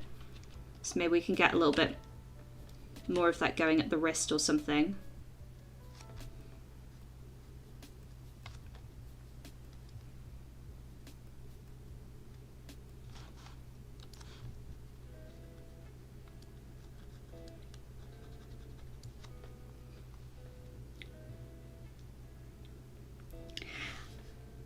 I wanted to recommend playing Kenshi, but I remembered that I saw a video about this game. Yes, I did. I drew one of the characters that I've played with in my squad in Kenshi. If you guys haven't played Kenshi, oh my gosh, what a game. Love that game so much.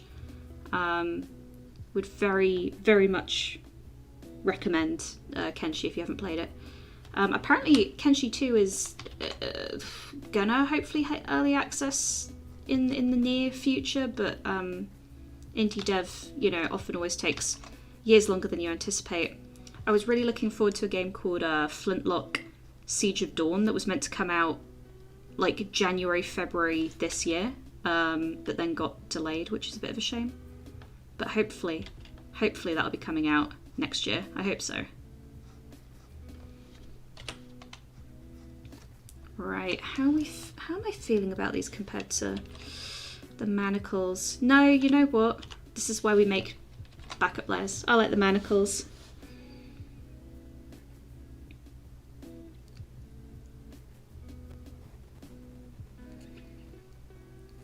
Oh, that Rob Human. Alas, house chores must take me. Good luck with these guys and similar such. Thank you so much. You've been amazing. You and Bonky have, I mean, I don't know what to say other than good luck with your household chores, and you're always welcome here, obviously. And see you soon. Take care.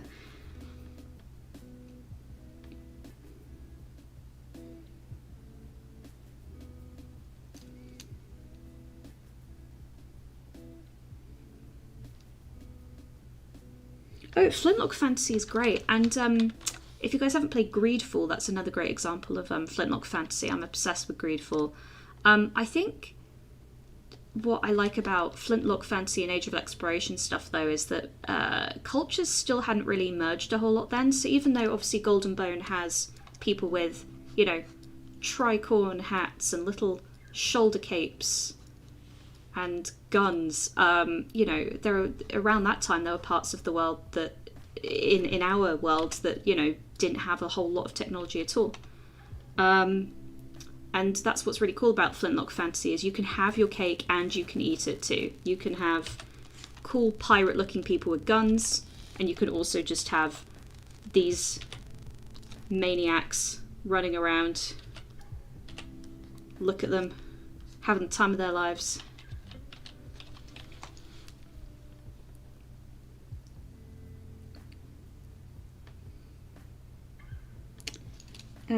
Smart Snack says, thanks for giving me the push to finally continue working on the world building project with your Golden Bone bit. Oh, I'm so glad that it gave you some motivation. Yeah, I wow, so glad to hear that that's been helpful for you. There were a lot of people on that video. I kind of I got a little schmaltzy, but hopefully my genuineness came through in the thank you video. But a lot of people seemed to have taken inspiration from that, and that felt amazing, if I'm being 100% honest. So I'm really glad to hear that it's got you going. Good luck.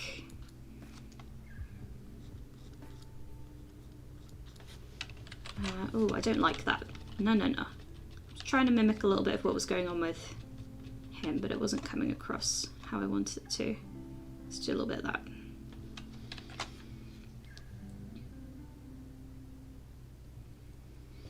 Okay, I hope you don't mind, gang, but I'm a little thirsty and I need a little snack.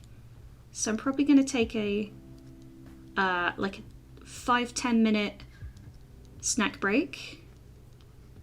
And then I will be back. We will continue our shenanigans.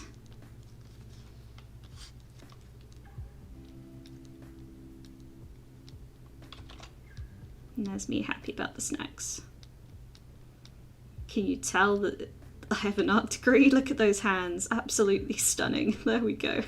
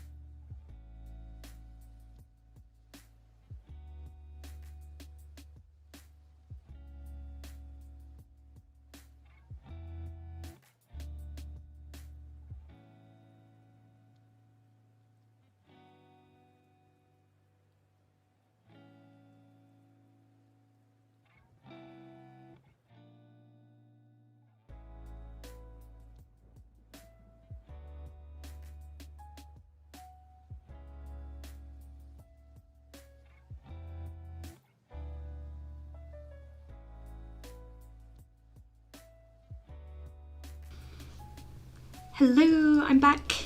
Hi. I've successfully snacked.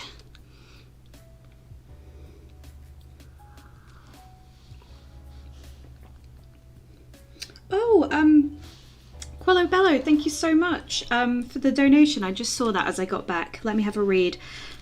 She plays the violin or rural equivalent. That's why she only has armor on one side. That could be a fun one.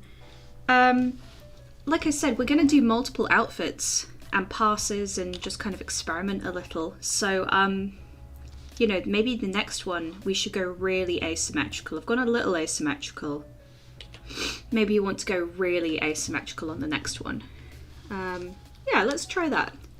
Got these two Ironmongers here. I do like Shapey Guy on the left, but I think we might hide the layer just for the minute so we can try something new. I already kind of did this, but I do really like this one up here. And I'm going to see if I can combine these two.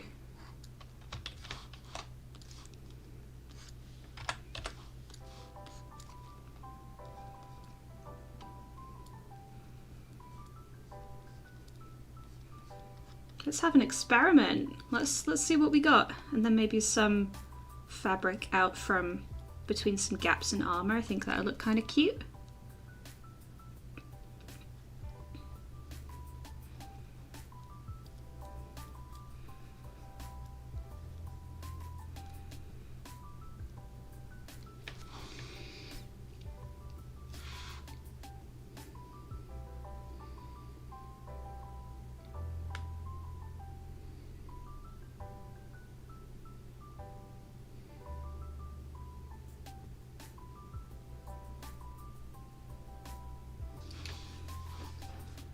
Let's have a little think. So if we're going for asymmetry, have something big and shapy. Nope, we're gonna go bigger. Go bigger.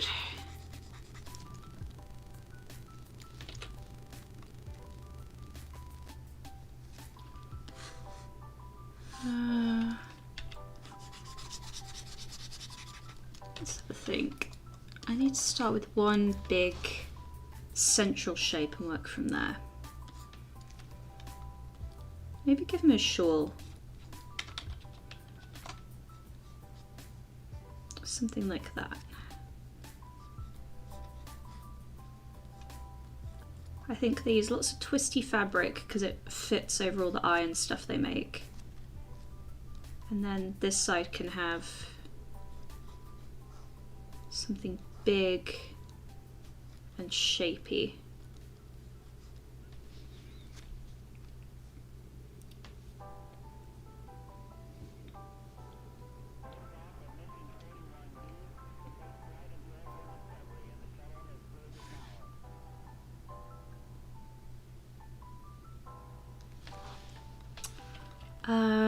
They use a lot of fabric. Would this be reflected? I don't know. I think part of it being fantasy is there is a rule of cool element. Sometimes, you know, someone will say, oh, technically it wouldn't be this thing. You go, yeah, but, you know, otherwise I never get to draw this thing in this configuration. I think they'll probably have colours similar to these two here, some reds and blues, mauve colours, and then lots of beiges. But yeah, I'll probably be quite creative. Also, because these guys are really sought after, I feel like they could get most things that they want if they asked for them.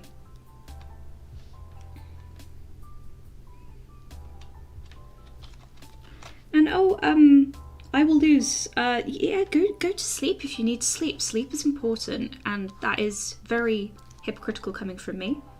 But there you go. Now what I'm actually thinking here is the asymmetry could be this really nice iron configuration here. And then maybe if I want this swooshy cape, I could have my cake and eat it.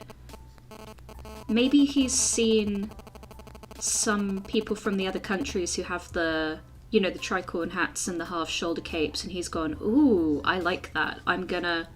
I work with them a lot, I'm gonna do that. And he can have something like this. I think that could look quite good. And then you've got some straps here. Yeah, I kind of like this. This is nice.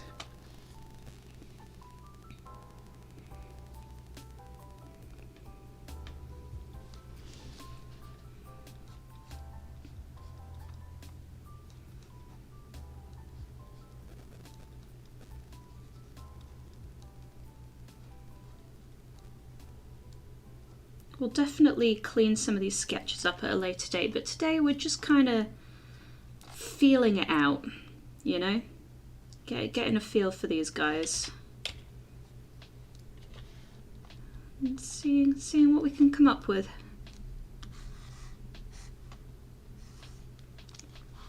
I did a kind of skirt for him before, didn't I? Yeah, I think they all have these kind of skirt configurations.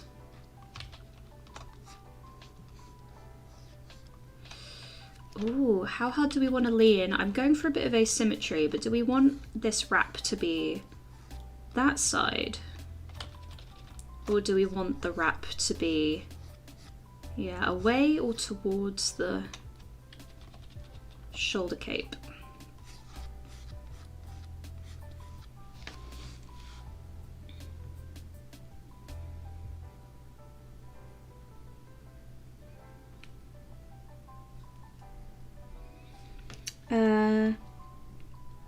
Just saw the monster design you posted in the community tab. Love it. Oh, I'm so glad you like the kind of monster bash thing that I popped out. That was really fun to do. I think I'd like to do more stuff like that in the future. Like I said, not every video is going to be Golden Bone. That Tinkerbell one that I just did, for example. So it'd be good to just occasionally just make some random nightmare feel for you guys.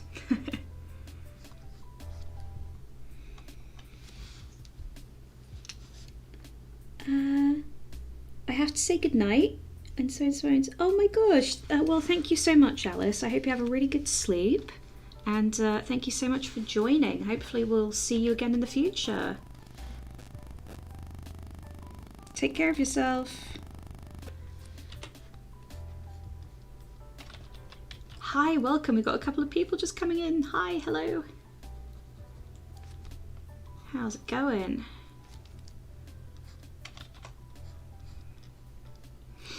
So we are currently working on these guys called the Ironmongers, or the Bashat, as they call themselves. And we're not doing anything too hyper detailed at the minute. You can see these are very scrungly.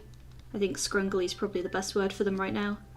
But we're getting, as this says here, we're getting these basic shapes down that we can then refine later. We're just trying to get a feel for how these guys dress. And then we can come back to it and give it a little bit more detail.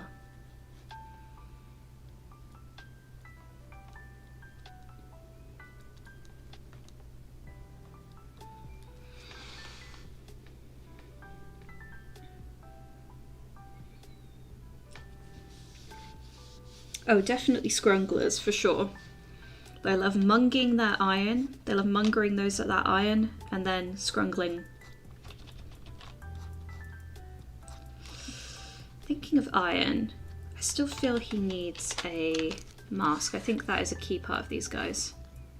Maybe I could show an Ironmonger with, you know, a male and a female with, and a male and a female without masks. But the masks are so cool to draw. Oh no, now I'm conflicted.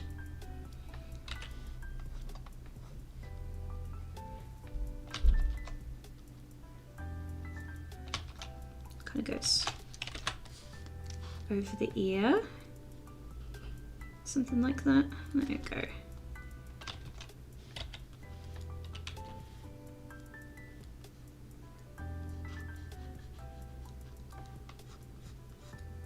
These guys are quite stocky, both the men and women.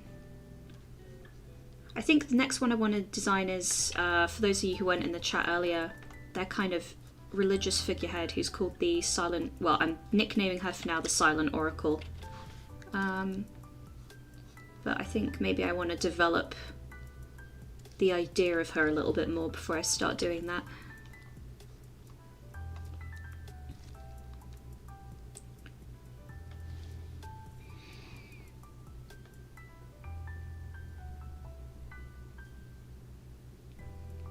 Love the body dimensions. I'm glad. Yeah, I wanted both the men and women. It's very much, I base them off of like strong men and strong women. That naturally all of them are, they've got like that layer of fat, but then that layer of muscle underneath. You know, these aren't bodies that are fit for vanity reasons. They're bodies that are fit for strength purposes, you know. And I really want that to kind of come across in their design. So I'm glad that translated for you, RP Jeffrey. Thank you very much.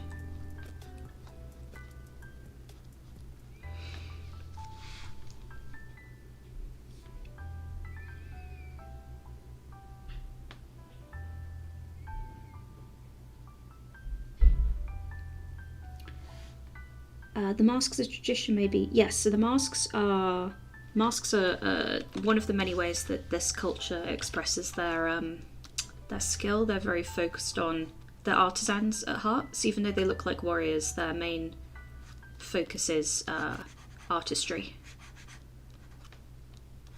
I'm just having a think here how I can maybe combine, maybe not a full mask, but something. So I'm just having a little ponder.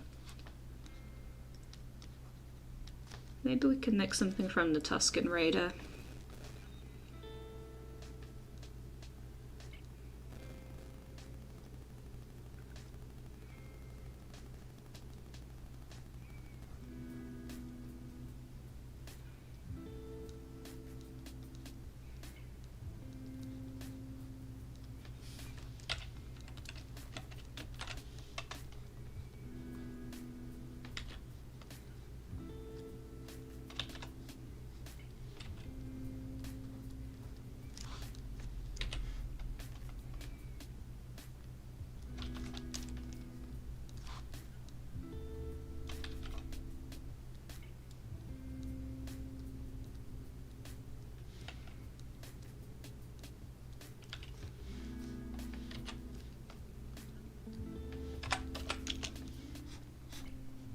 Something like that could be fun. I kind of like this. And then he can have his iron thing on top.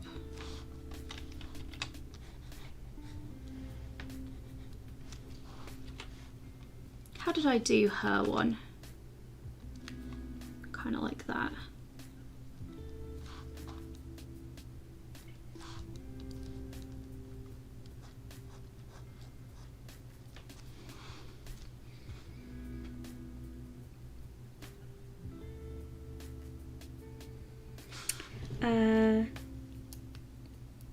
Yeah, as someone said, there is a Tusken Raider in my references. I think it's a nice thing to kind of have there, and I am really vibing with some of the elements of their design. I don't want to outright steal it, but I do really like the dimensions of it. I'm going to try and incorporate it without stealing it, you know?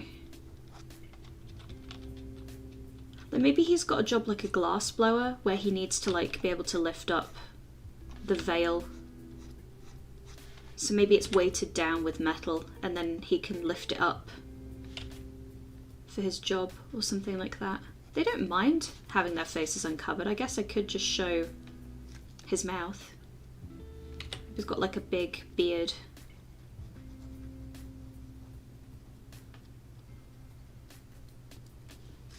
What are we feeling? What are we thinking?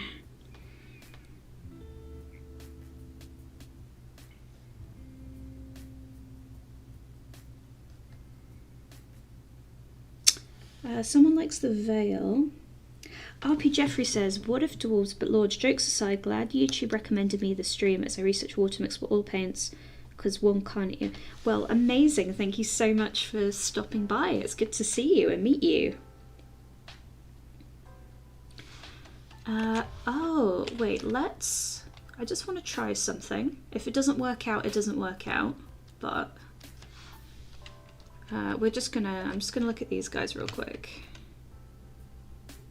So this one, obviously I'm still unsure if I want to turn that into chainmail or not, because we're just doing shapes, but this one, let me just try.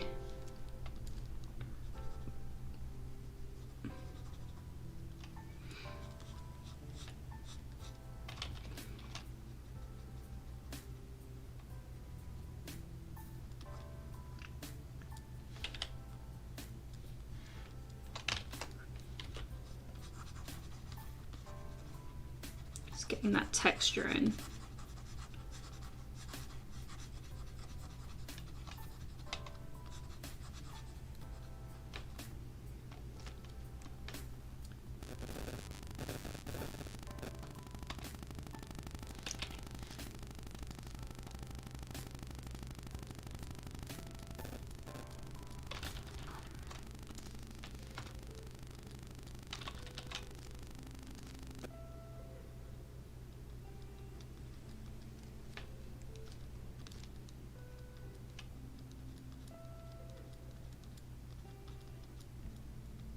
It's a bit messy because I'm not trying to be neat right now.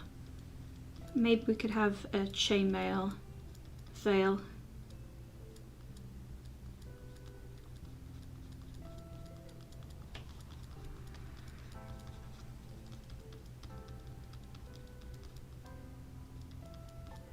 I'm not sure how I feel about a chainmail veil, but I think it could be cool.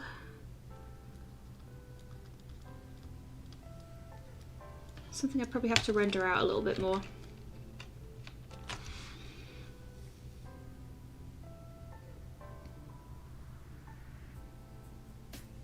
I actually like that it's fabric. Yeah, I think fabric could be good. It's difficult because I think the fabric looks good, but potentially for an ironmonger, having a chainmail veil would be more appropriate. But then again, it doesn't have to be. And also I think in fantasy too often it's women who kind of have those face things, so maybe it is quite nice to have a dude who has this veil going on. And it can have like weights on the bottom if we want to add some metal.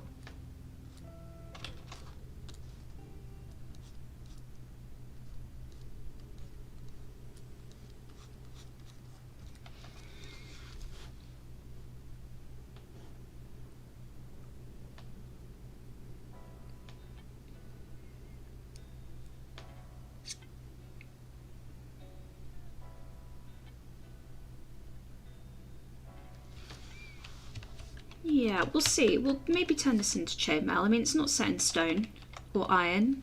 We did say, you know, this guy, this might turn into chainmail. So let's leave it for now. I like it. Let's start filling out the rest of his clothes before I start obsessing over this one bit.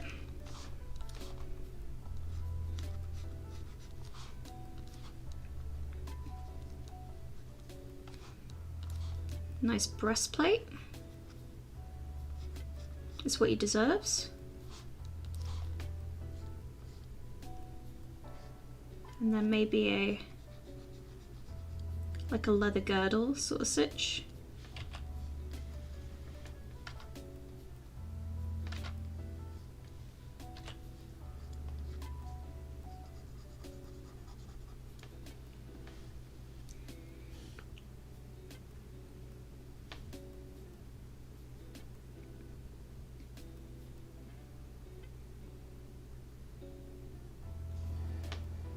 I'm just reading some of the comments, bear with me.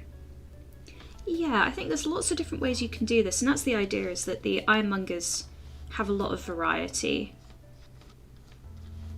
But the main thing is self-expression, so I think, yeah, this guy's interesting to me. He looks different from the first guy, and yet is unmistakably still from the same faction.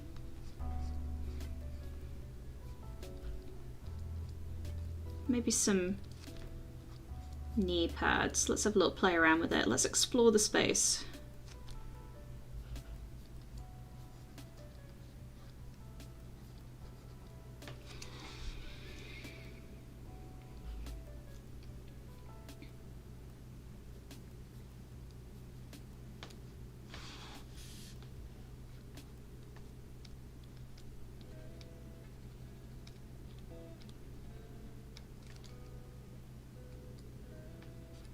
And then, oh, let's try and keep some design elements similar. So you can see this woman here has wrapped her arms. So maybe this guy here has like wrapped his legs.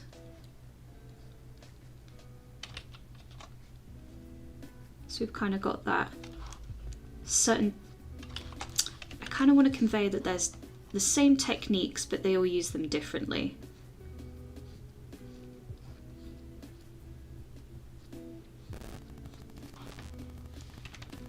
And you can have some, I maybe don't like the shape of them, but I like the idea that he has knee pads.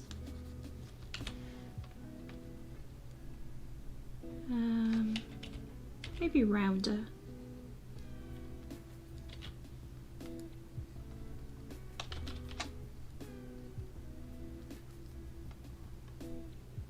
But once again, maybe we'll do it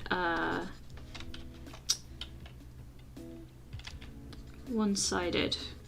Maybe he's like full asymmetry. I'm gonna have a little think on that. I'm gonna sip my tea and read the chat and have a quick think.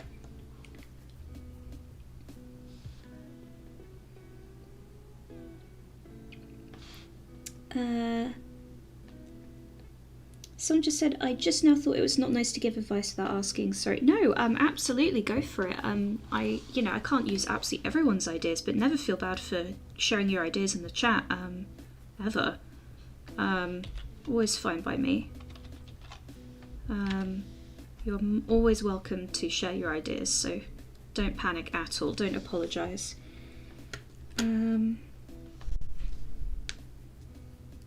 Oh, sleep tight, Dio. Take care.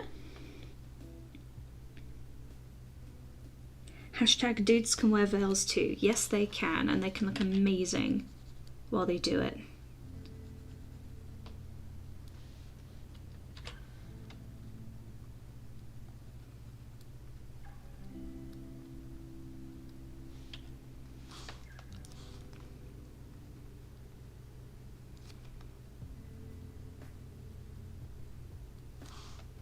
Yeah, something like that kind of looks nice.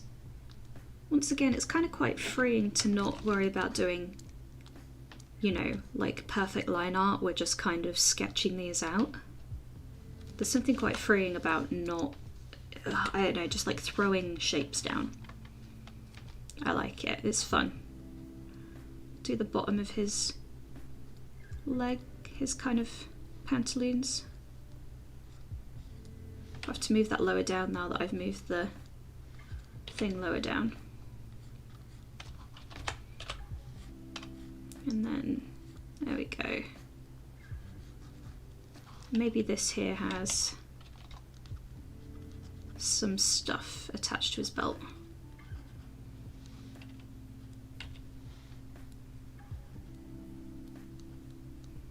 Don't know quite what yet, but he's got some greeblies going on there.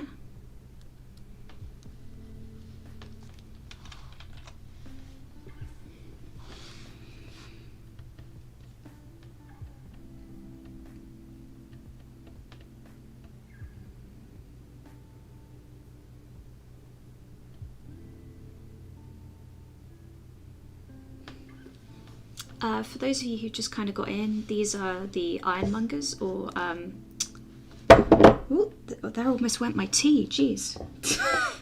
Or the Bishat, as they call themselves. They are a group of artisans in Golden Bone. Almost said Iron Bone. Oh boy, I'm losing it, gang. And these guys are like a collective of artisans who specialise in iron. They don't tend to focus on gold. They kind of see it as a bit of a cheaty shortcut. And they kind of dot, if this is a map, bird's eye view, they kind of dot a mountain range in like a little connected structure. And all the other, well, not always, but frequently, if you want the best, all the other countries and factions will go to them. If they want something good. And a big form of expression for them is crafting things out of iron, masks or breastplates or stuff like that. So we're just kind of brainstorming different different looks for them. As I said before, just throwing down some shapes, getting a rough idea of kind of how they dress and trying to get some common themes going, but also showing like their variety.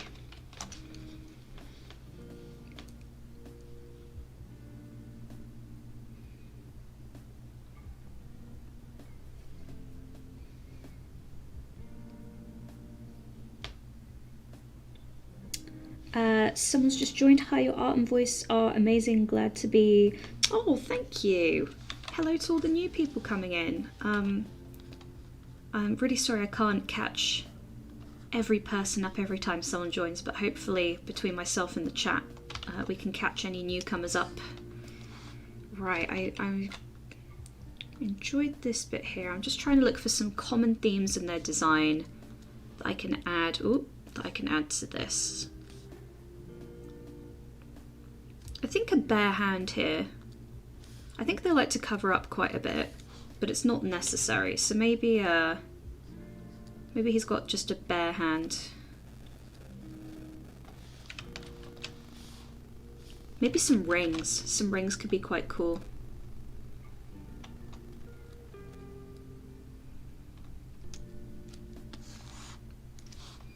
And then I think just some standard boots underneath this wrap, some little leather stuff.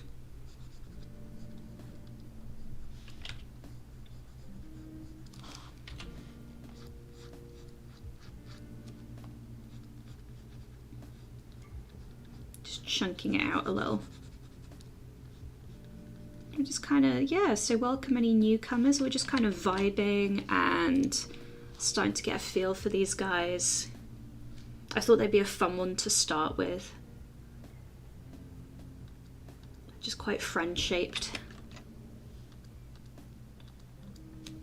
This leg's looking a little skinny, so I'm just going to leave myself some notes to... There you go, some little bits to pump it out a little bit more. There you go.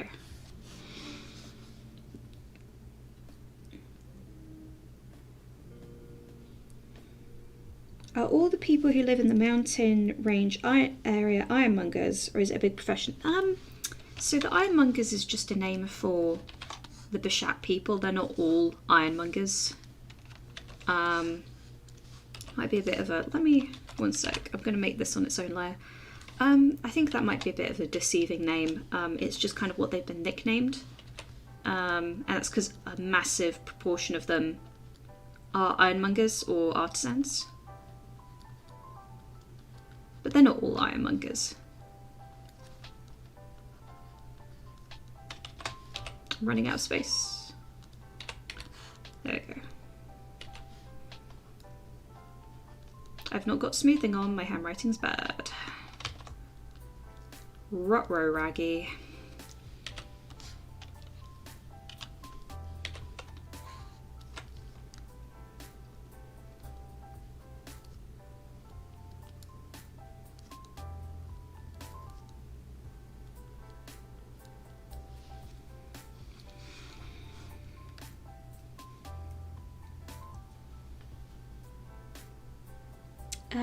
Working with I means metalworking. I'm here because your stream got... Yes, Simon came in, from Monster Garden came in earlier and was very, very kind and gave me a shout out on the Discord because he's an awesome dude. Yeah, I'm really grateful that he's been so supportive of myself and also Valleyball, who I think has since left, but really do check out Valleyball as well. I'd give Simon a shout out from Monster Garden if you really haven't seen him already, but I think when I got algorithmed real hard a couple weeks back, I think the algorithm ended up recommending me to all of his subscribers. So if you're here, you've probably seen Simon's stuff from Monster Garden.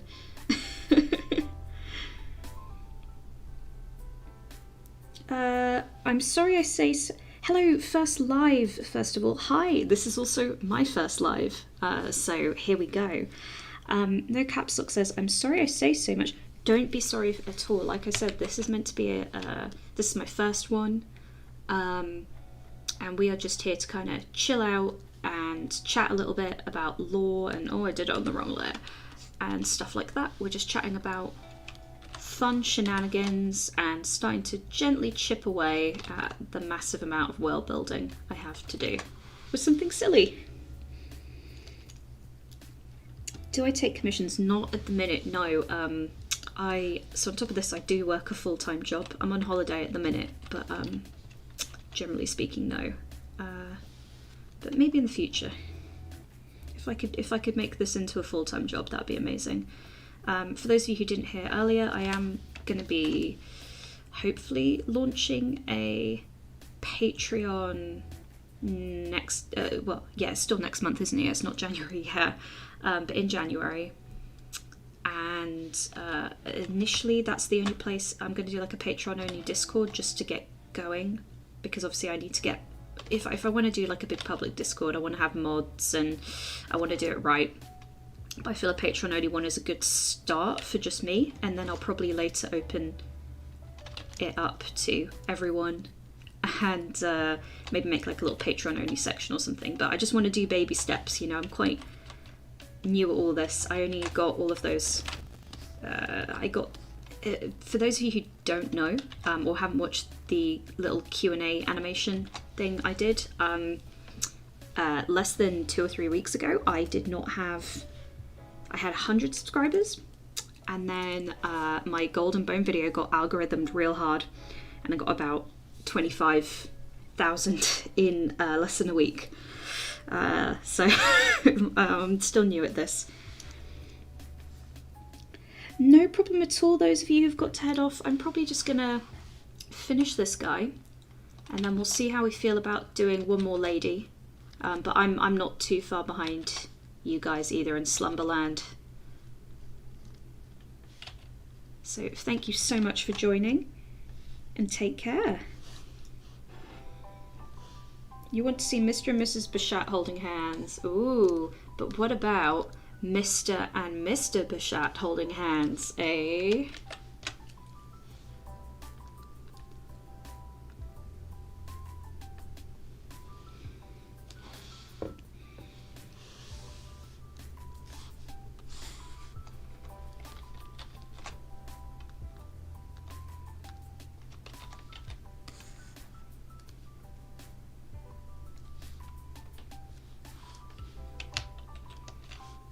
I'm committing to the bit. I'm in too deep.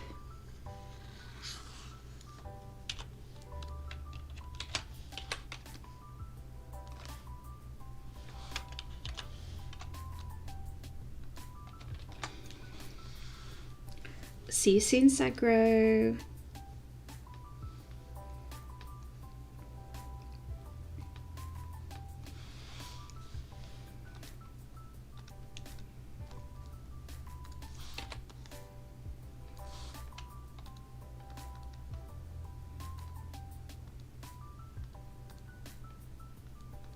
Okay, I think I'm going to leave him like that for now. I think that's the right amount of busy. So we've got one more to do. I'll see how I feel. I quite like this. I want to do something with this for the next lady. That's going to be the focal point.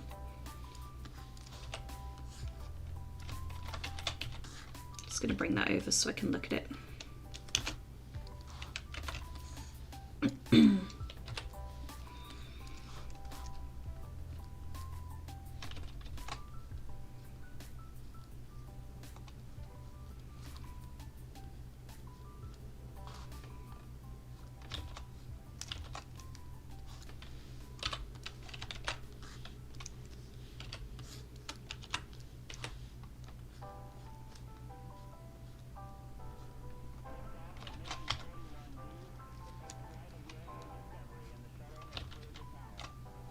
Let's get the outline going first, something like that. Yeah, let's do it like that. Maybe their ears are a bit squished because it's like it's almost like a whipple, I think they're called. And we've got this.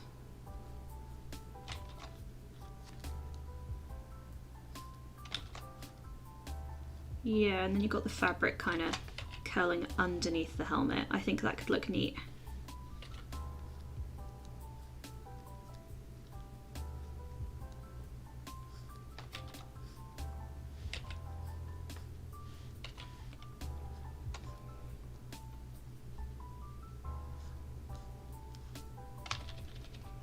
higher up. Something like that.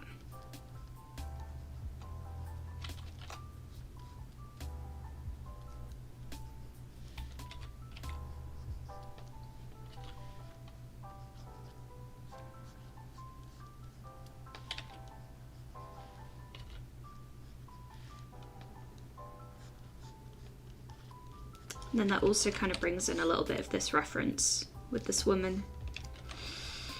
Probably do with changing the shape of this in a sec, but as my friend would say, we'll burn that bridge when we come to it.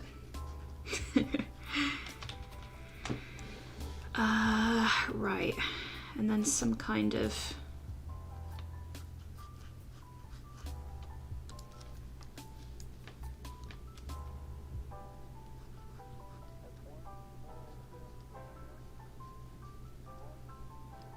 maybe something like that. Something a little different.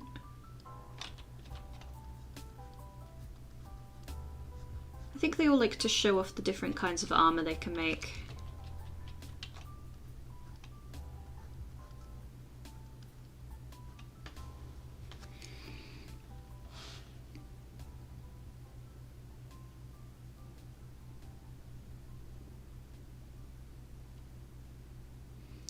Someone said, I want to see Mr. and Mrs. Bichette holding hands. You did make a little lore about him. Yeah, I think she probably cracked a rock in half, probably with like an iron pickaxe she made or something, and he was like, that's really sexy.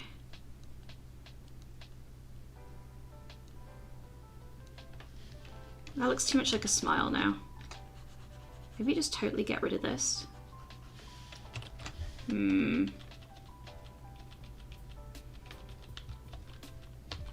I could bring out All Reliable, which is eye slits like this.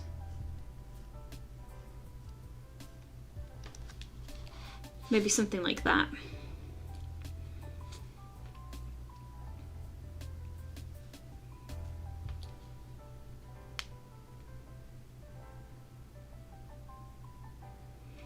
Oh, we've got some messages in the chat. Yeah, so they building iron things, not necessarily a mask, but for most of them it's a mask, is kind of like a, so you do have people without them, is kind of like a coming of age thing. They're artisans by nature, so their big thing is showing their craftsmanship. Like I said before, people come from all over to get their iron work,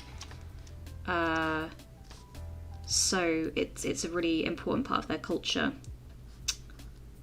And it's kind of to show off their skill and their style. But obviously if you're not a, into armor, you could do it with a tool. You could wear a tool on your belt to show off your skill. Or maybe you don't, you have a different profession, but you keep your tools really nice, then you should show your tools on your belt.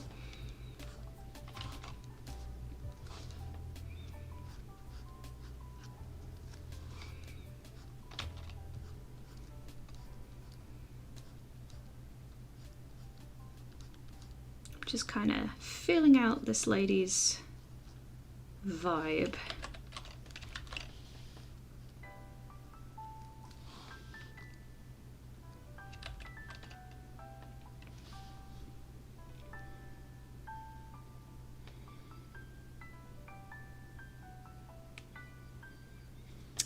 Men and masks, no, it's not really that men's and women's masks are different. It's more I'm just playing around with different stuff. But though maybe that could be interesting, like the men use circles and the women use like slots or slits. But I think it is just an individualistic thing, so maybe for this woman we could do something like kind of unique, like maybe she's got something like that.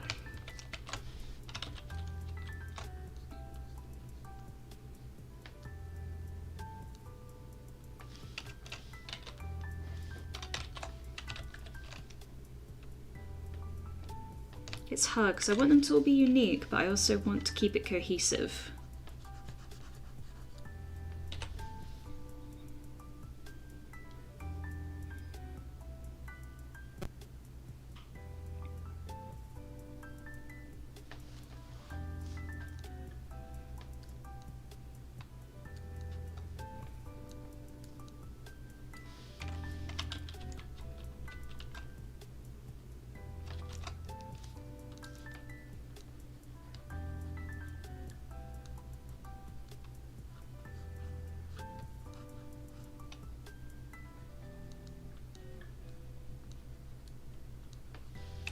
kind of playing around with it until I find something that sticks.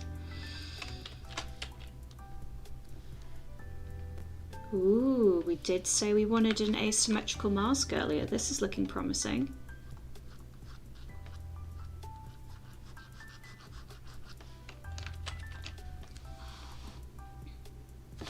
Oh, hey, Brandon. Wow, thank you so much. I really appreciate it. I know a lot of you have got to head off, so sleep tight, all of you guys. And yeah, don't let the bedbugs bite. Right. I'm just having a little think. Tell you what, I'm gonna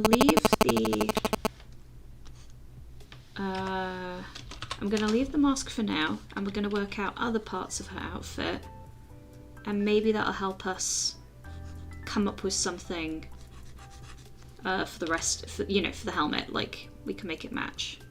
So for this one, I envisioned quite a thin, actually restrictive head, and then maybe something quite bulky and big at the top. That kind of shape language. I think that'd look neat.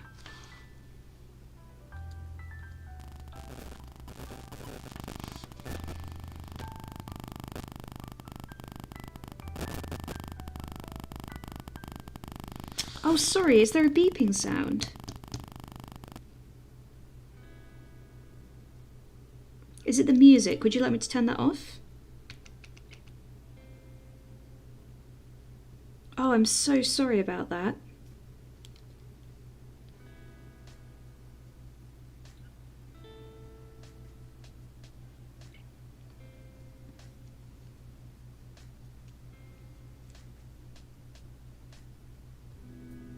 Oh, I'm so sorry. I had no idea. I couldn't hear it from my end. As I said, I've not got an amazing setup, so I really am sorry. Yeah, really sorry.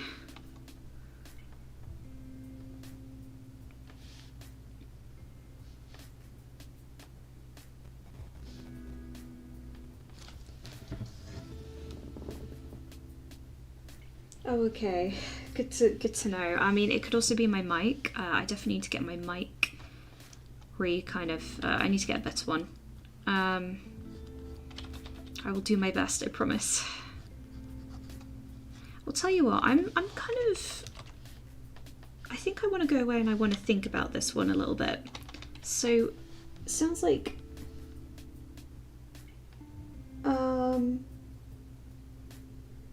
Oh, sorry, I've just got something here. What marks on the armour also match scratches on the person? I think that would be a nice idea. I think the iron is going to be, in some cases, really intricately engraved. Like if someone wants to show off they're good at engraving. I think they'd probably do something like that.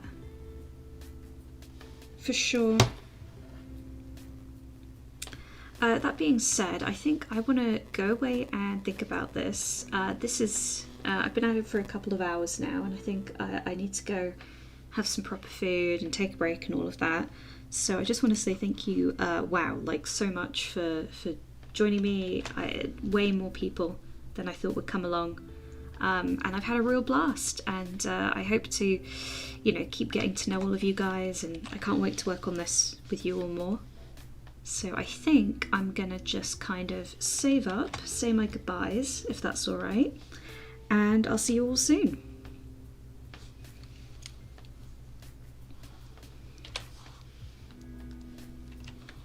Just gonna add a few more hearts.